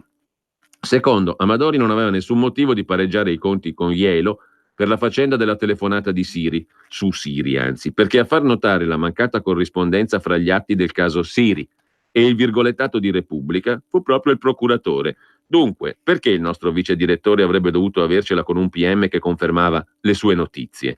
Terza notizia, terzo punto: chi fino a ieri è stato trombettiere di Renzi, Lotti e compagni, ora non può ergersi a giudice, ma solo andare a nascondersi. Dopo aver ritirato il premio faccia di tolla. Da ultimo faccio notare che questa redazione non ha padroni né padrini. Così Maurizio Belpietro. Mentre l'Unione Europea ci minaccia per indebolirci nel negoziato sul commissario, la richiesta della procedura di infrazione è un assist per Mattarella, scrive Claudio Antonelli, e ancora un altro grosso guaio per Di Maio, 1.400 in cassa integrazione all'Ilva. Francesco Borgonovo e Carlo Piano si occupano di Stato e genitori che hanno guardato Noah morire di sete. Stiamo creando una società che sopprime i deboli. E poi è morto Monsignor Elios Grecia, avrebbe compiuto 91 anni oggi, presidente emerito della Pontificia Accademia della Vita. Padre della bioetica ha segnato il nostro tempo, scrive La Verità, dalla quale citiamo ancora l'articolo di Simone Di Meo sulla questione della magistratura, CSM, Palamara, Lotti, Giglio Magico. Solo adesso scoprono le manovre dell'ex sottosegretario e ministro Lotti, uomo vicinissimo a Renzi. Dopo le rivelazioni sulle cene con Palamara e membri vari del CSM, i giornali abbandonano il fedelissimo di Renzi, ma La Verità denuncia da anni le ombre che lo circondano, dal caso Consip agli incontri con il PM di Trani, finito sotto inchiesta per altre questioni gravissime, Savasta, legato alla cricca di Amare Calafiore. Il rottamatore Renzi voleva fargli avere la delega anche ai servizi segreti, così compivamo proprio il cerchio completo. Anche quando sedeva a Palazzo Chigi era solito ricevere dei giudici. Mentre Repubblica, scrive lo stesso Giacomo Amadori, inventa intercettazioni, quelle sul caso Siri, e poi accusa noi di oscuri complotti. Secondo Bonini avremmo diffuso la notizia dell'esposto su Pignatone e Ielo per azzoppare l'inchiesta su Siri, la stessa che il suo giornale Repubblica ha sostenuto con un virgolettato fasullo smentito dallo stesso procuratore Ielo. Oggi l'associazione magistrati ha chiesto le dimissioni dei giudici autosospesisi. I membri del CSM negano di aver incontrato il presidente della Lazio, Lotito.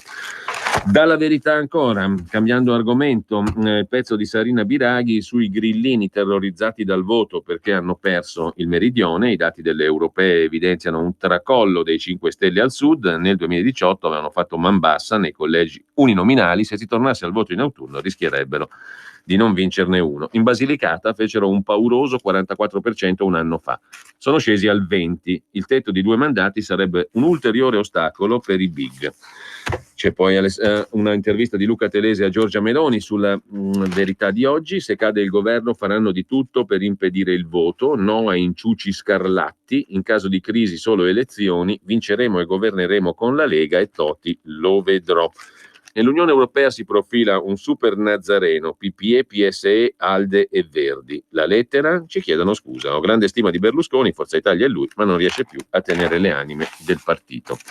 Poi c'è da segnalare ancora sulla Verità di oggi, sempre in tema di politica, il voto amministrativo.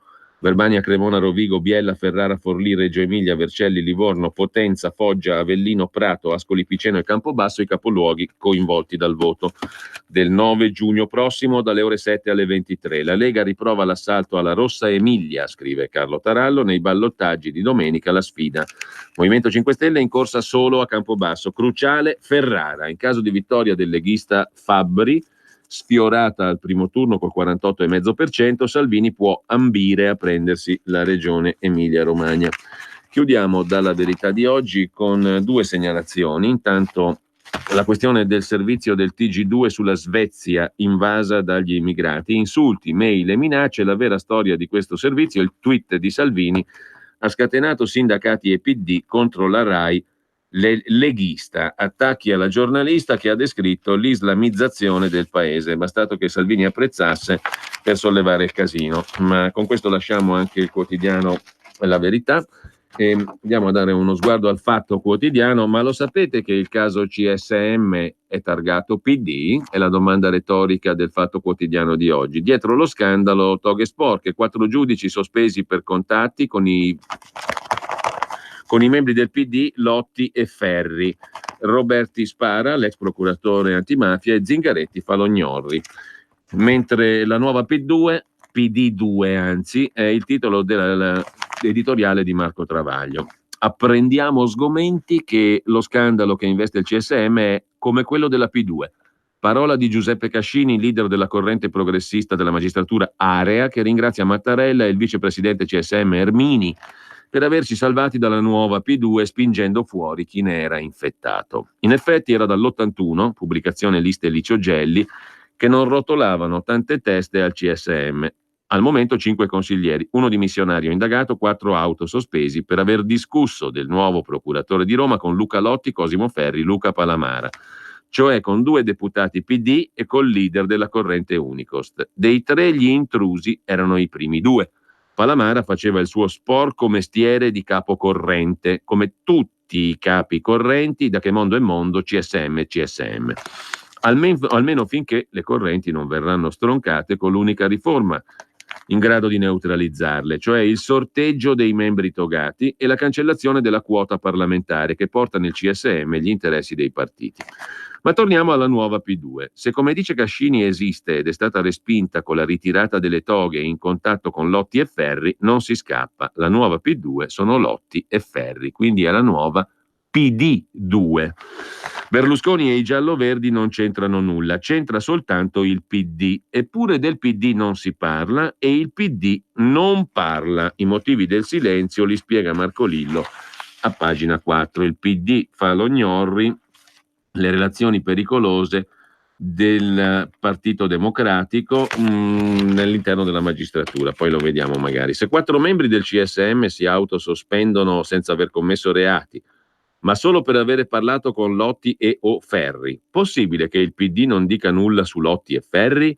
Che Zingaretti non chieda loro di dimettersi? Che nessun giornalone associ la nuova P2 al PD e chieda al segretario Zingaretti di disinfettare il partito dai neopiduisti?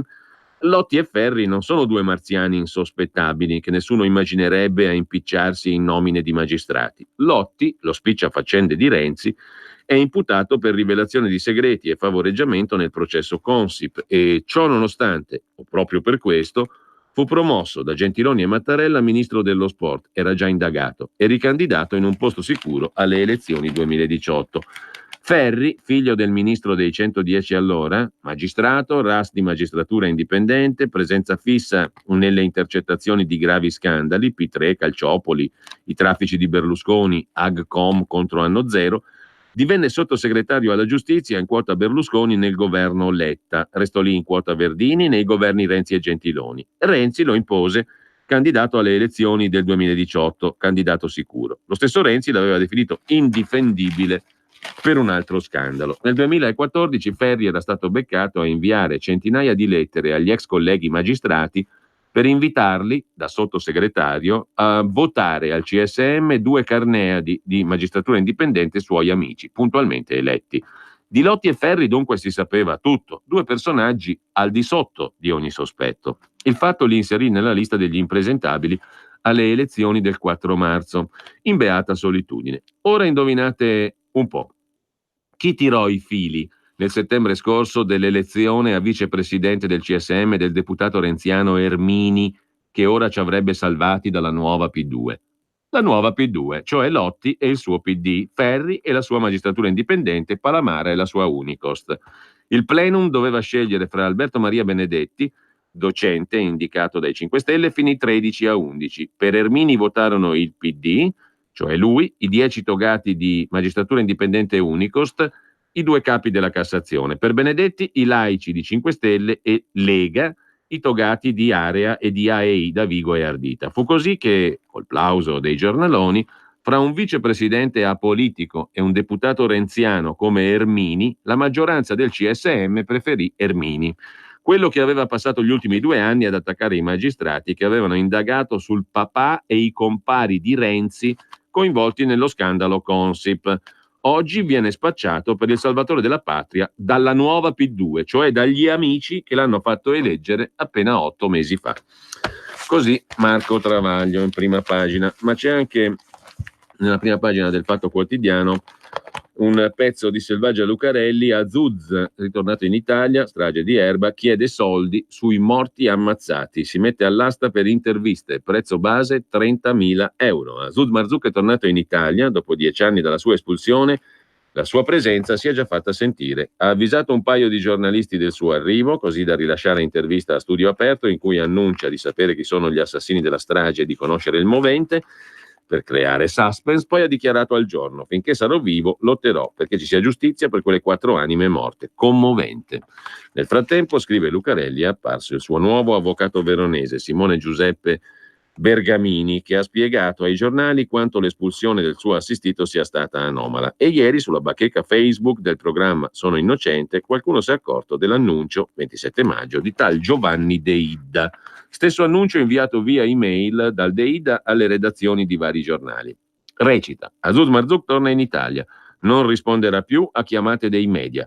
Potete rivolgervi a me se interessati per concertare i termini economici per rilascio di esclusive o interviste basate sulle dichiarazioni che farà in tribunale per far scarcerare Rosa e Olindo ingiustamente condannati. Il legale incaricato andrà a breve a Tunisi per riportarlo in Italia, Simone Bergamini. Parimenti vi inviterà a contattare solo me per la gestione dell'agenda. Saluti, Ombretta Pannizzari. Seguiva numero di cellulare. Telefono, scrive Selvaggia Lucarelli, a questa ombretta. Le chiedo se conduca le trattative economiche per conto di Azuz.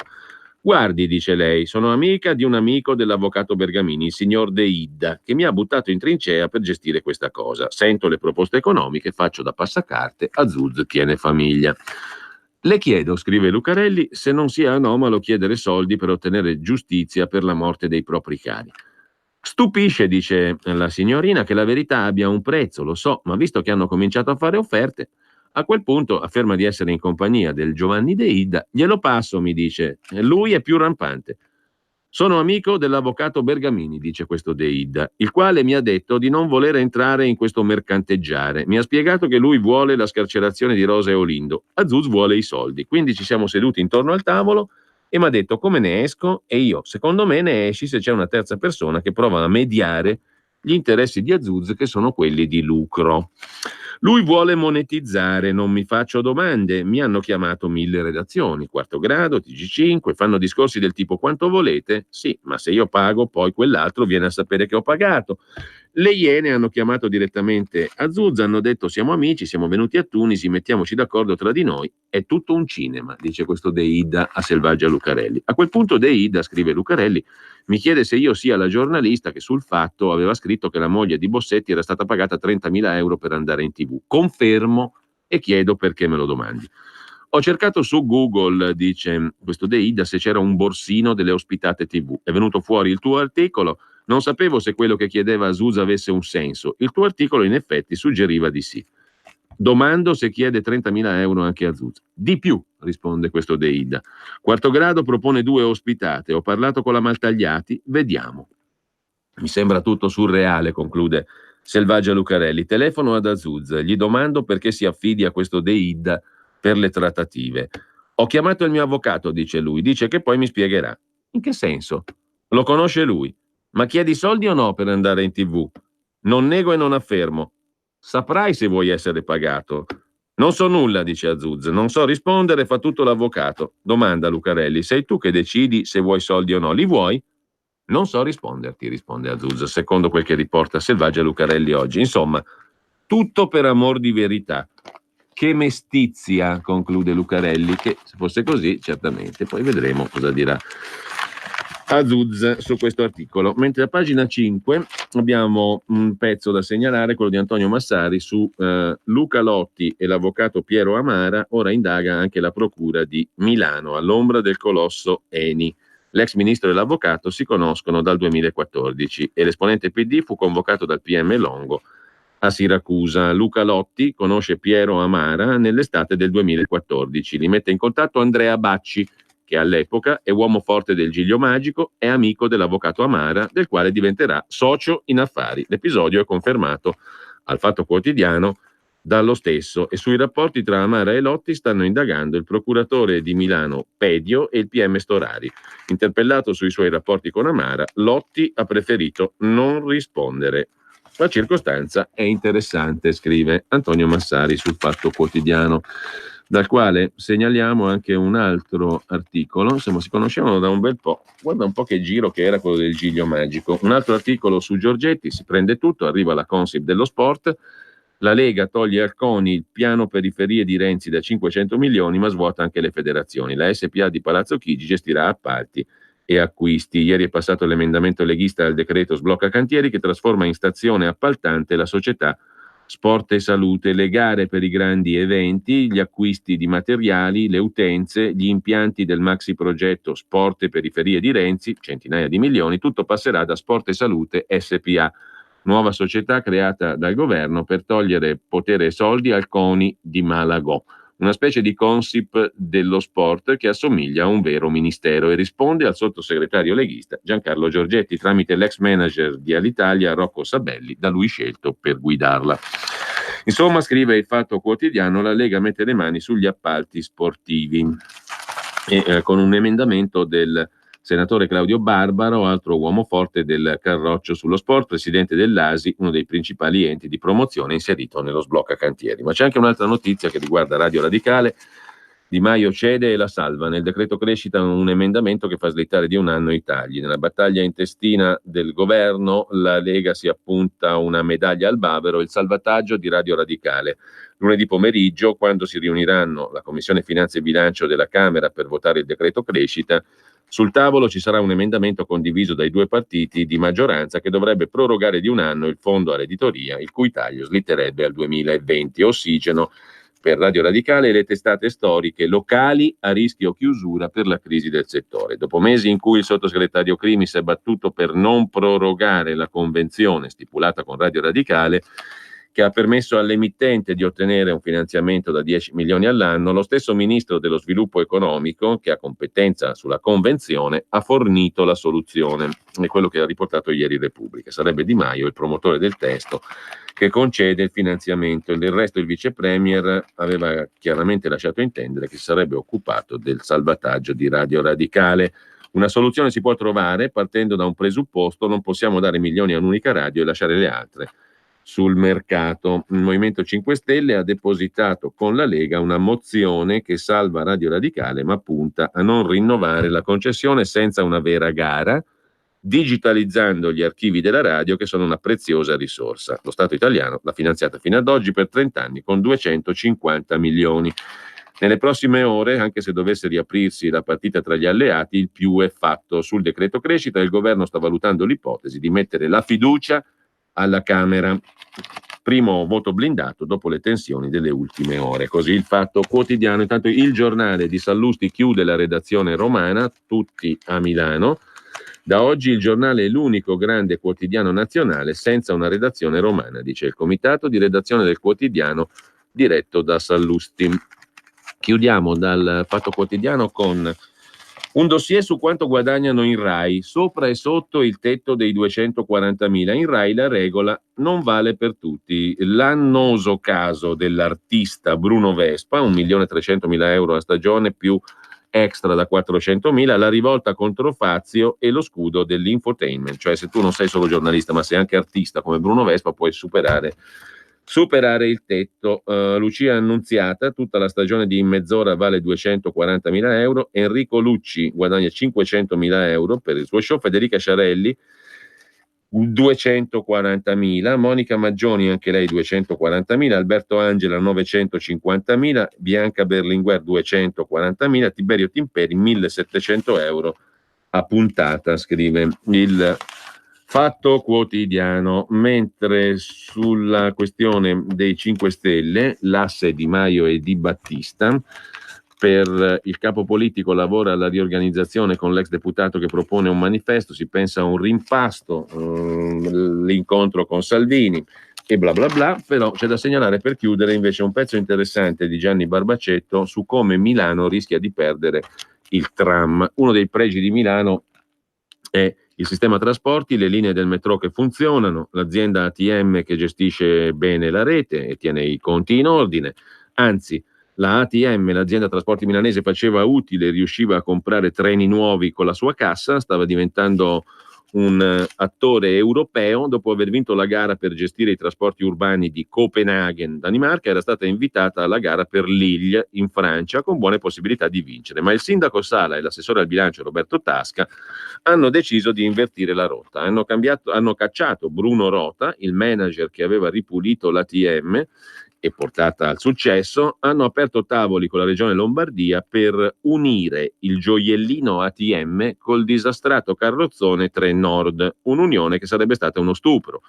Hanno avviato trattative con le ferrovie dello Stato, guidate dall'ultrarenziano Mazzoncini, che piaceva a Tasca e Sala, anche se le ferrovie avevano a cuore più la finanza e la borsa che l'efficienza del trasporto. Il piano pareva quello di unire ATM, Trenord e ferrovie in una matassa in cui il comune di Milano avrebbe perso il filo e smarrito il controllo della sua azienda gioiello.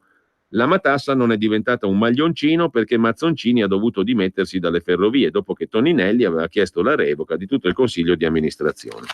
Ma il sindaco di Milano e il suo assessore al bilancio, Sala e Tasca, insomma, hanno dovuto fare a meno dell'amico Mazzoncini, però sono riusciti comunque ad aprire le porte della città alle ferrovie, infilandole nella società M5. di cui le ferrovie hanno acquisito il 36%. M5 è diventata per Ferrovie il cavallo di Troia per espugnare Milano. Entrando nella società della linea metropolitana 5, la linea Lilla M5 appunto, della metropolitana milanese, le Ferrovie dello Stato hanno acquisito i titoli per gestire il servizio, anche senza ATM, e per partecipare anche contro ATM alla gara per la gestione del trasporto pubblico milanese, oltre che per il trasporto locale in Italia e nel mondo. Intanto però Sala e Tasca e i loro amici ne hanno inventata un'altra, Milano Next, un'associazione temporanea di imprese in cui ATM si sposa con A2A, Multi-Utility dell'Energia, Bus Italia, cioè Ferrovie dello Stato, Itaci Rail, costruttore di treni, Comscon Italia, telecomunicazioni, IGP Deco, pubblicità. Parola magica, il project financing, ossia la chimera che promette che i privati mettano soldi per innovare e investire sulla rete, in cambio della gestione per 15 anni del trasporto pubblico a Milano, Monza, Pavia, Lodi e province. In Milano Next l'ATM quasi scompare. L'azienda che vinceva le gare all'estero, cioè l'ATM, viene oggi rappresentata come quella che nel 2020 potrebbe perdere la gara proprio a Milano e dunque deve cambiare pelle e allungare il tavolo, facendo posto ad amici e fornitori che non dovranno più essere scelti con gara. A proposito di gare e fornitori, conclude Barbacetto, già ora la nuova ATM, dopo la cacciata di Rota, ne fa sempre di meno. Ha vinto il luminoso modello dell'Expo di Beppe Sala. Ciao Ruspa, come butta? Guarda che sei in onda! Donare il 2 per 1000 alla Lega è importante per i progetti di Matteo Salvini? Sì, la gente lo sa. Sa pure che D43 è il codice da scrivere sulla dichiarazione dei redditi. Sì, D43! Lo sa. E che se lo dice al suo commercialista fa tutto lui. No, Ruspa, questa non possiamo dirla in radio. D43 è una sigla importante. Serve a dare più forza ai progetti che Matteo Salvini vuole realizzare. Quest'anno il 2 per 1000 donalo alla Lega di Matteo Salvini. Dillo al tuo commercialista. Donare il 2 per 1000 alla Lega è un'ottima azione. www.2per1000lega.it. Messaggio per tutti gli imprenditori, gli artigiani, i commercianti, i liberi professionisti. Hai un'attività? Dei prodotti da promuovere? Prova la pubblicità sulla nostra radio. Radio Padania ha preparato per te una grande promozione per aiutarti a sostenere la tua attività a tariffe davvero straordinarie. Informati, vedrai che si può fare. Mandaci una mail all'indirizzo spot@radiopadania.net. Con Radio Padania si può fare. Qui Parlamento. E apriamo la nostra consueta finestra all'interno della rassegna stampa in collaborazione con il gruppo della Lega alla Camera. Do il benvenuto e il buongiorno a un storico esponente della Lega, Daniele Belotti, componente della Commissione Cultura della Camera, eletto alle ultime elezioni in quel di Albino a Bergamo. Buongiorno Daniele, grazie per essere con noi. Grazie dello storico, non so se prenderlo come un complimento perché ti dà del Giurassico oppure come come un grande complimento perché diciamo nella storia c'è una continuità e uno sviluppo che abbiamo visto essere straordinari per la Lega, no? Va da sé. Tu lo pensavi di avere un successo così alle ultime europee? No, assolutamente no. Per chi come me, come tanti hanno vissuto la Lega da tanti anni, è indubbio che stiamo vivendo una fase in cui era assolutamente inimmaginabile. Sì. Vedere i video con i comizi di Salvini in ogni posto con piazze strapiene a qualsiasi orario, anche nel primo pomeriggio, fa veramente impressione. E ti dirò, andando a fare un qualcosa extra che magari non si legge sui giornali, magari per far capire il clima che può interessare agli ascoltatori. Il Parlamento, ogni volta che esce un video di Salvini dei suoi comizi, ci sono i parlamentari del PD che vengono a commentare con occhi stralunati. Non ci stanno dentro, come si dice. No, non ci sono, veramente terrorizzati dal vedere magari nei loro collegi sicuri, collegi delle regioni rosse, vedere i comizi, come non so, quello che è stato a Ferrara, insomma, è stato a Nettuno, a Potenza, cioè in Umbria, in aree dove la Lega fino a poco tempo fa non aveva percentuale a prefisso telefonico, e vedere che le reazioni e i commenti dei parlamentari del PD è, possiamo dire, una goduria. Sono terrorizzati, sentono che il vento è cambiato, ma tanto però è cambiato. Allora, tu sei, Daniele, la voce di Pontida anche tra le tantissime altre cose, no? E come ti spieghi questo straordinario successo di cui stai parlando e che suscita l'interesse di quelli del PD? Come te lo spieghi questo successo enorme in zone tradizionalmente rosse? Allora, un po' è la praticità e il fatto che Matteo parla in modo, ha una comunicazione semplice, diretta, e questo però poteva valere prima. Il fatto storico è veramente clamoroso, è che dopo un anno di governo hanno visto, la gente adesso ti vota per i fatti. Anche Renzi aveva una comunicazione efficace, c'era niente da dire, bravo in televisione, bravo nei comizi, però dopo, alla prova dei fatti, è crollato dopo pochi mesi. Qui è il dato contrario, qui alla prova dei fatti, grazie ai fatti, la Lega cresce e raddoppia a dismisura, quindi è un voto che premia la concretezza, sia nelle regioni storiche nostre dove si diceva no, però no, dove addirittura c'è una crescita pazzesca, no? Anche lì c'è una crescita. Allora, noi abbiamo vissuto, io mi vantavo di essere stato segretario provinciale nel 1996, quando la Lega aveva raggiunto lo storico il 10,6 nazionale, no? Il 10,6 nazionale, 43,6 in provincia di Bergamo, roba mai vista. E adesso siamo a Bergamo siamo al 51,1 e al 43 in Lombardia. Quindi non scomodiamo la Bulgaria, per favore. Allora. No, qui siamo a percentuali, senza offesa per nessuno, siamo percentuali da partiti in Cina dove non si vota, quindi il partito comunista cinese è al 100%, però non votano. Ascolta, a proposito di voto nella Bergamasca, si va al voto in quali realtà importanti a domenica prossima per chiudere la tornata amministrativa? A Romano di Lombardia e ad Almine.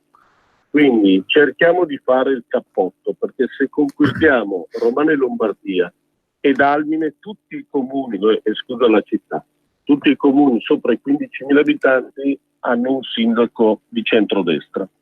Tranne Bergamo. Tranne Bergamo. Però lì apriamo un altro discorso, che te lo devo chiedere la tua valutazione su quella elezione lì, perché insomma è stata, è stata indicata come una di quelle in cui ha vinto ancora Renzi, no? O i renziani, se ha un senso questa definizione, ma comunque ha vinto Gori. Hanno vinto, sì. Allora, premesso, l'elettore ha sempre ragione, è un po' come il cliente, quindi non ritengo corretto dire che l'elettore sbaglia, o come dice Berlusconi, che gli elettori che non votano lui sono dei coglioni. No, non è lì. Il discorso è che l'elettore ha sempre ragione. Perché Gori ha vinto? Sicuramente è un mago della comunicazione, quindi anche una semplice opera, quando sei bravo nella comunicazione, diventa come l'ottava meraviglia del mondo. Abile in quello, sicuramente è riuscito ad ottenere alcuni risultati pratici, non so, ha avuto la fortuna, perché poi deve avere anche la fortuna, ad esempio di risolvere il problema dello stadio in un momento in cui l'Atalanta in Champions League, c'è la febbre di Atalanta in tutta la Bergamasca, ha avuto la fortuna non perché l'ha realizzata lui, ma perché c'è il privato che ci ha messo i soldi, in questo caso il presidente Atalanta, e quindi ristruttura lo stadio. Ha avuto la fortuna ad esempio di avere l'assegnazione il riconoscimento delle mura cittadine come patrimonio dell'UNESCO, grazie a tutta la pratica che è stata avviata e portata avanti dalle amministrazioni precedenti. Poi, ripeto, non bisogna assolutamente mollare e bisogna insistere nel far capire che Bergamo non è il modello di Gori che prevede una moschea quasi in ogni quartiere, che non prevede l'integrazione per cui i profughi possono avere, secondo il modello di Gori, i profughi che non hanno ottenuto il riconoscimento dello status di profugo, devono avere un altro anno di assistenza. Questa è una cosa che bisogna insistere per farlo capire bene ai nostri cittadini. Allora, tornata in amministrativa, abbiamo parlato di questo, dobbiamo salutarci, però, perché questo appuntamento è breve, però ti chiedo una valutazione tua invece sul quadro nazionale dopo il discorso di Conte, le reazioni di Salvini e Di Maio. Si va avanti? In questo momento si va avanti, è stato sbloccato l'impasse sul blocca cantieri, sui cantieri, un risultato importantissimo. Siamo in una posizione di vantaggio incredibile, perché con i 5 Stelle e gli alleati di governo un po' all'angolo in crisi, adesso puoi permetterti di mettere sul piatto dei temi importanti, concreti. Se li accettano bene, abbiamo fatto un grosso risultato nell'interesse di tutto il Paese. Se non lo accettano si trarranno le conseguenze e si può rivedere un po' la possibilità magari anche di cambiare qualcosa, sapendo di partire da una posizione di grosso vantaggio dopo i risultati delle europee. Bene, allora io ringrazio davvero Daniele Belotti che è stato con noi. Buona giornata Daniele, buon lavoro. Guarda che la tua rassegna stampa mi dicono che è seguita ben al di là dei confini leghisti. Ciumbia. Quindi hai tra i tuoi ascoltatori perfino magistrati, gente di ultrasinistra, perché la ritengono molto attenta e utile. Questa notizia mi fa piacere, devo dire la verità. Ti ringrazio Daniele, grazie davvero. Buon lavoro e buona giornata. Ciao. Grazie per il suo ascolto. Qui Parlamento. In galera mi viene da dire dopo questa notizia che ci ha dato Daniele Belotti, mentre diamo un'occhiata a Libero, abbiamo un paio di minuti, poi ci colleghiamo con il nostro amico Maurizio Bolognetti. Un paio di titoli dalla prima pagina di Libero: un club di cialtroni è il titolo d'apertura relativo alla UE, Unione Europea, dalle pagelle senza averne i titoli. La Commissione Europea chiede di multare l'Italia per il debito alto, scrive Giuliano Zulin, eppure questo governo ha creato meno disavanzo dei precedenti. Bruxelles non ha punito Monti né Gentiloni. Che verdetto vergognoso. Sul suicidio della 17enne Noah in Olanda, invece, 2 articoli. Renato Farina, quante balle sulla povera olandesina che non è stata eutanasizzata con l'assenso dello Stato, secondo la legge dello Stato, ma più banalmente, anche se non meno terribilmente, è morta per anoressia. E l'altro commento è di Vittorio Feltri: e chi scrive falsità la passa liscia, perché tutti i giornali ieri hanno preso questa topica enorme, quella di parlare di eutanasia che non c'era. Sulla vicenda della 17enne scrive Renato Farina: si è consumato un macabro esercizio di scrittura, quante balle hanno detto sulla povera ragazza, senza rispetto del suo dolore e della verità. E appunto chi racconta falsità la passa liscia, sottolinea Vittorio Feltri. Pietro Senaldi, il direttore responsabile, ci porta invece sul governo. Caro Conte, sveglia, il tuo Vietnam è qui. Premier in Vietnam, se stava a casa si godeva Di Maio. Secondo Lorenzo Mottola, Carlo Calenda è un fascistello da salotto televisivo.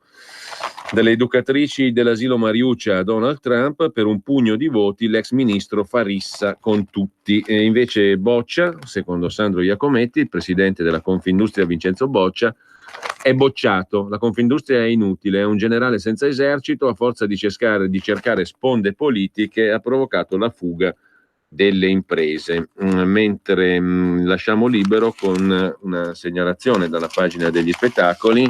Roberto Poletti, conduttore, giornalista, a 1 mattina su Rai 1, il PD rosica, dagli al salviniano, il PD non lo vuole perché è un giornalista di parte, ma non è il solo, scrive Gianluca Veneziani, è capace e arriva dalla sinistra. In realtà era direttore di Radio Padania Libera, poi si è fatto eleggere, è stato eletto, è stato eletto, quello il confine è molto labile in certi casi, con i Verdi, con Pecoraro Scanio, dopodiché è tornato a casa, cioè a destra, dove è sempre stato. Quella di sinistra è una balla spaziale, ma comunque questo è. Non piace Poletti perché ha scritto anche una biografia di Salvini, una delle tante, diciamo così, mentre lasciamo libero e diamo uno sguardo alla prima pagina di Repubblica, che stamattina, devo dirvi la verità, mi sembrava una bella notizia. Dice pagano gli operai, cioè finalmente agli operai gli diamo un bello stipendio, li paghiamo bene. No, invece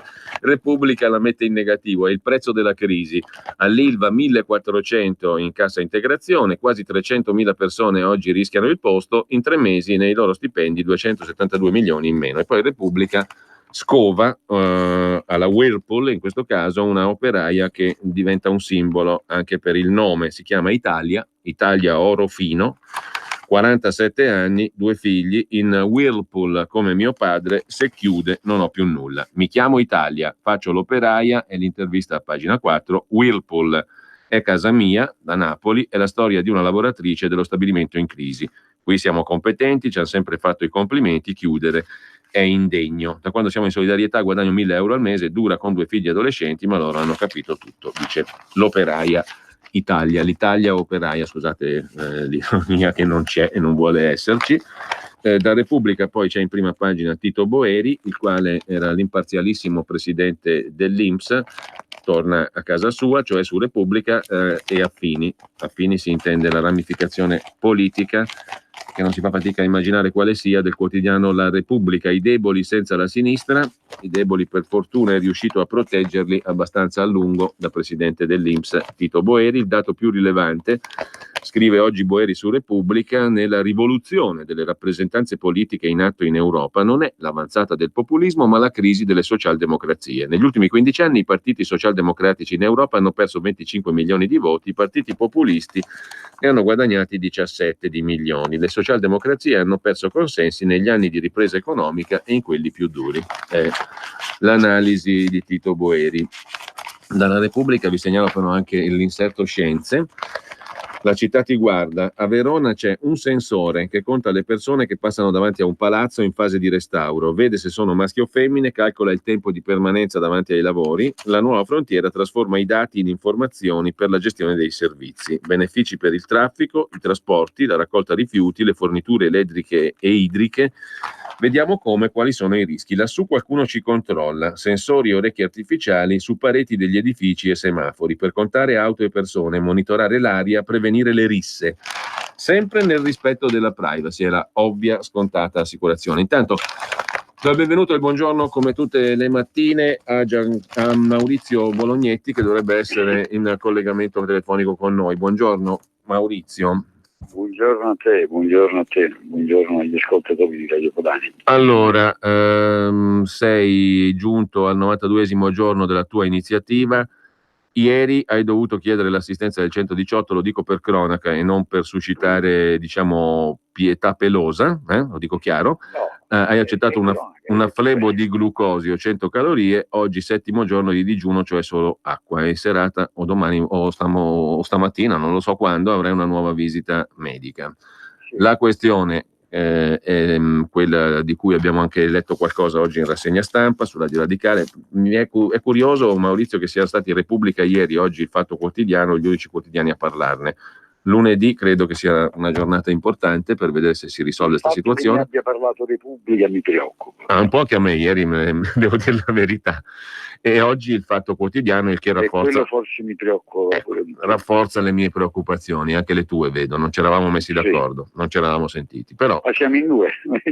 Vedremo, insomma, vedremo, ma lunedì mi sembra di capire che qualcosa si risolve. Perché diciamo che da una parte credo che ci sia una certa simpatia per certi ambienti, dall'altra c'è una certa simpatia per altri ambienti, speriamo di non rimanere schiacciati in mezzo, perché altrimenti la cosa ovviamente potrebbe concludersi come nessuno auspica. Io spero che invece si riesca a mantenere la barra ferma su certe cose. Allora Maurizio, qualcuno la tua iniziativa la definisce un ricatto, no? Era la parola che usavano anche per Marco Pannella, non pochi, e invece l'intento della tua iniziativa non violenta è quello di convincere, cioè di vincere tutti insieme una battaglia che significa dialogo, apertura, che significa non istinti di morte, cioè muori e poi non ne parliamo più, in senso lato, perché la filosofia di fondo è quella lì, cioè per conto mio, quello che ispira determinate posizioni è quel sentimento lì di fondo, no? Cioè punitivo, mortale, e non di apertura, e non di vita, e non di dialogo, e non di confronto.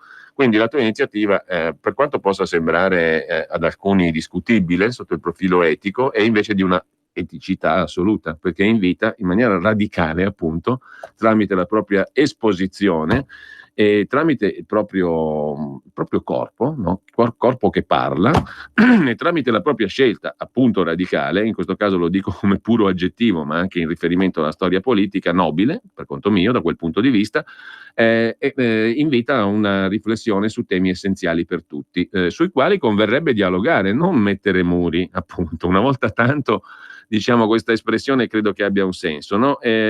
Io l'hai ricordato tu, però mi piace ricordarlo qui, che questo tema del dialogo, dell'informazione, dell'apertura, della tensione verso la verità e la conoscenza sono una costante. È in questa iniziativa tua di oggi, ma era in una tua iniziativa analoga di un anno fa, di 2 anni fa e di altre occasioni. Ne vogliamo un po' parlare? Perché in questo modo facciamo, credo, un qualcosa di utile anche per tutti noi cittadini, perché il diritto alle informazioni, di cui anche la vicenda di Radio Radicale è un aspetto, credo che sia essenziale. E su questo tu hai una sensibilità particolare anche da giornalista, oltre che da esponente politico, soprattutto da giornalista, direi, di Radio Radicale.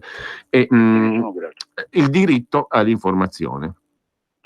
Ma guarda, rapidamente e limitandomi ovviamente per questioni di tempo solo agli ultimi 3 anni. Nel 2017 credo di aver tenuto una non lunghissima iniziativa non violenta, poi nel corso della quale ovviamente come in ogni iniziativa c'è azione di dialogo, c'è azione di quello che dicevi tu prima, ma uno sciopero della fame per cosa? Perché a un certo punto, in una vicenda di inquinamento ambientale, l'ENI aveva provato a dire alla regione Basilicata: a quello lì i documenti che sta chiedendo non dovete darglieli. Erano documenti dell'ENI, e accampava, riguardanti l'inquinamento, una vicenda di inquinamento provocata dall'ENI, e accampava il segreto industriale e commerciale. Ovviamente ho risposto anche attraverso l'iniziativa non violenta e il dialogo non violento, che su questioni di inquinamento non poteva essere posto nessun segreto industriale e commerciale. Alla fine abbiamo convinto sicurissimamente la regione Basilicata, non so quanto l'ENI, mi auguro di aver convinto anche loro, però è stato interessante anche in punta di diritto discutere dell'interpretazione del 195/2005. L'anno successivo, per 35 giorni, e tra l'altro interpellando anche il Presidente della Repubblica, abbiamo posto, come al solito, la questione in campagna elettorale dell'attentato ai diritti politici del cittadino, che tra l'altro è una fattispecie penalmente rilevante prevista dall'articolo 294 del Codice Penale. E abbiamo posto la solita questione, cioè il conoscere per deliberare. Qualche mese dopo, l'anno scorso, abbiamo tentato con ogni mezzo di scongiurare che il Consiglio regionale della Basilicata commettesse, secondo me, una violasse il codice di buona condotta in materia elettorale, con ciò che ne consegue poi da quel tipo di violazione, e cioè procedesse alla modifica della legge elettorale a ridosso del voto. perché in Basilicata abbiamo cambiato la legge elettorale in una notte d'agosto e poi è stata cambiata di nuovo ad ottobre. In teoria avremmo dovuto votare, la scadenza naturale di quel Consiglio sarebbe stata a novembre e in realtà abbiamo votato a marzo proprio grazie al fatto, dico io, che si è proceduto alla modifica della legge elettorale ad agosto di notte e poi di nuovo, udite udite, ad ottobre. Cosa dice il codice di buona condotta in materia elettorale? Al comma 65 recita: le leggi elettorali non vanno cambiate a meno di un anno dal voto. Oddio, questo codice di buona condotta noi lo abbiamo violato reiteratamente in Italia negli ultimi anni, a partire perlomeno dal 2009, con le elezioni europee del 2009, poi anche col Rosatellum, perché è stato cambiato, la legge elettorale è stata cambiata a ridosso del voto anche in quel caso, e con violazione del codice di buona condotta lo abbiamo replicato in Basilicata. Anche su questo iniziativa non violenta. Potrei fare la storia degli ultimi 30 anni, ma le questioni sono sempre le stesse. Poniamo questioni attinenti: il rispetto del diritto, della Costituzione, del diritto alla conoscenza. È sempre quella la storia.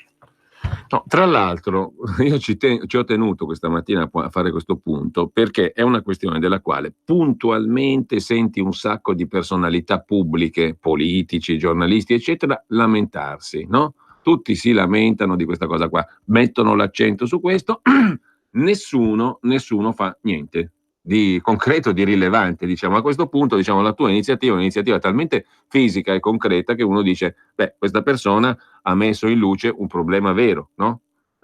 Chi ha le responsabilità però per affrontarlo non affronta mai questo tema qua. Mi pare che la storia ci dica così, o no? Ma sì.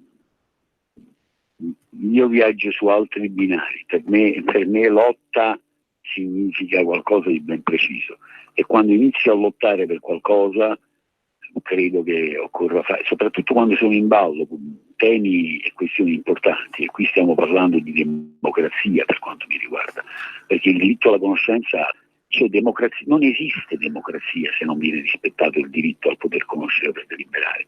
Sono sinonimo. Democrazia è conoscere per deliberare. Nella misura in cui questo diritto viene violato, nella misura in cui c'è attentato ai diritti politici del cittadino, e ai noi questo attentato si consuma da troppo tempo, non da oggi, in questo paese, perché il contesto poi è quello che è, e dovremmo provare a non dimenticarcelo.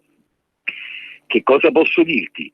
Che per esempio il 10 ottobre del 1989 un signore chiamato Marco Pannella scriveva: tutti i partiti, 1989 però, tutti i partiti, a cominciare da quelli laici, per finire a quello comunista, sono impantanati culturalmente e politicamente nelle stesse posizioni che la stragrande maggioranza degli esponenti democratici da una parte, e il Quirinale e il mondo giolittiano e tardo giolittiano ebbero fino a dopo il delitto Matteotti, altri fin quasi agli anni 30 nei confronti del fascismo e di Mussolini.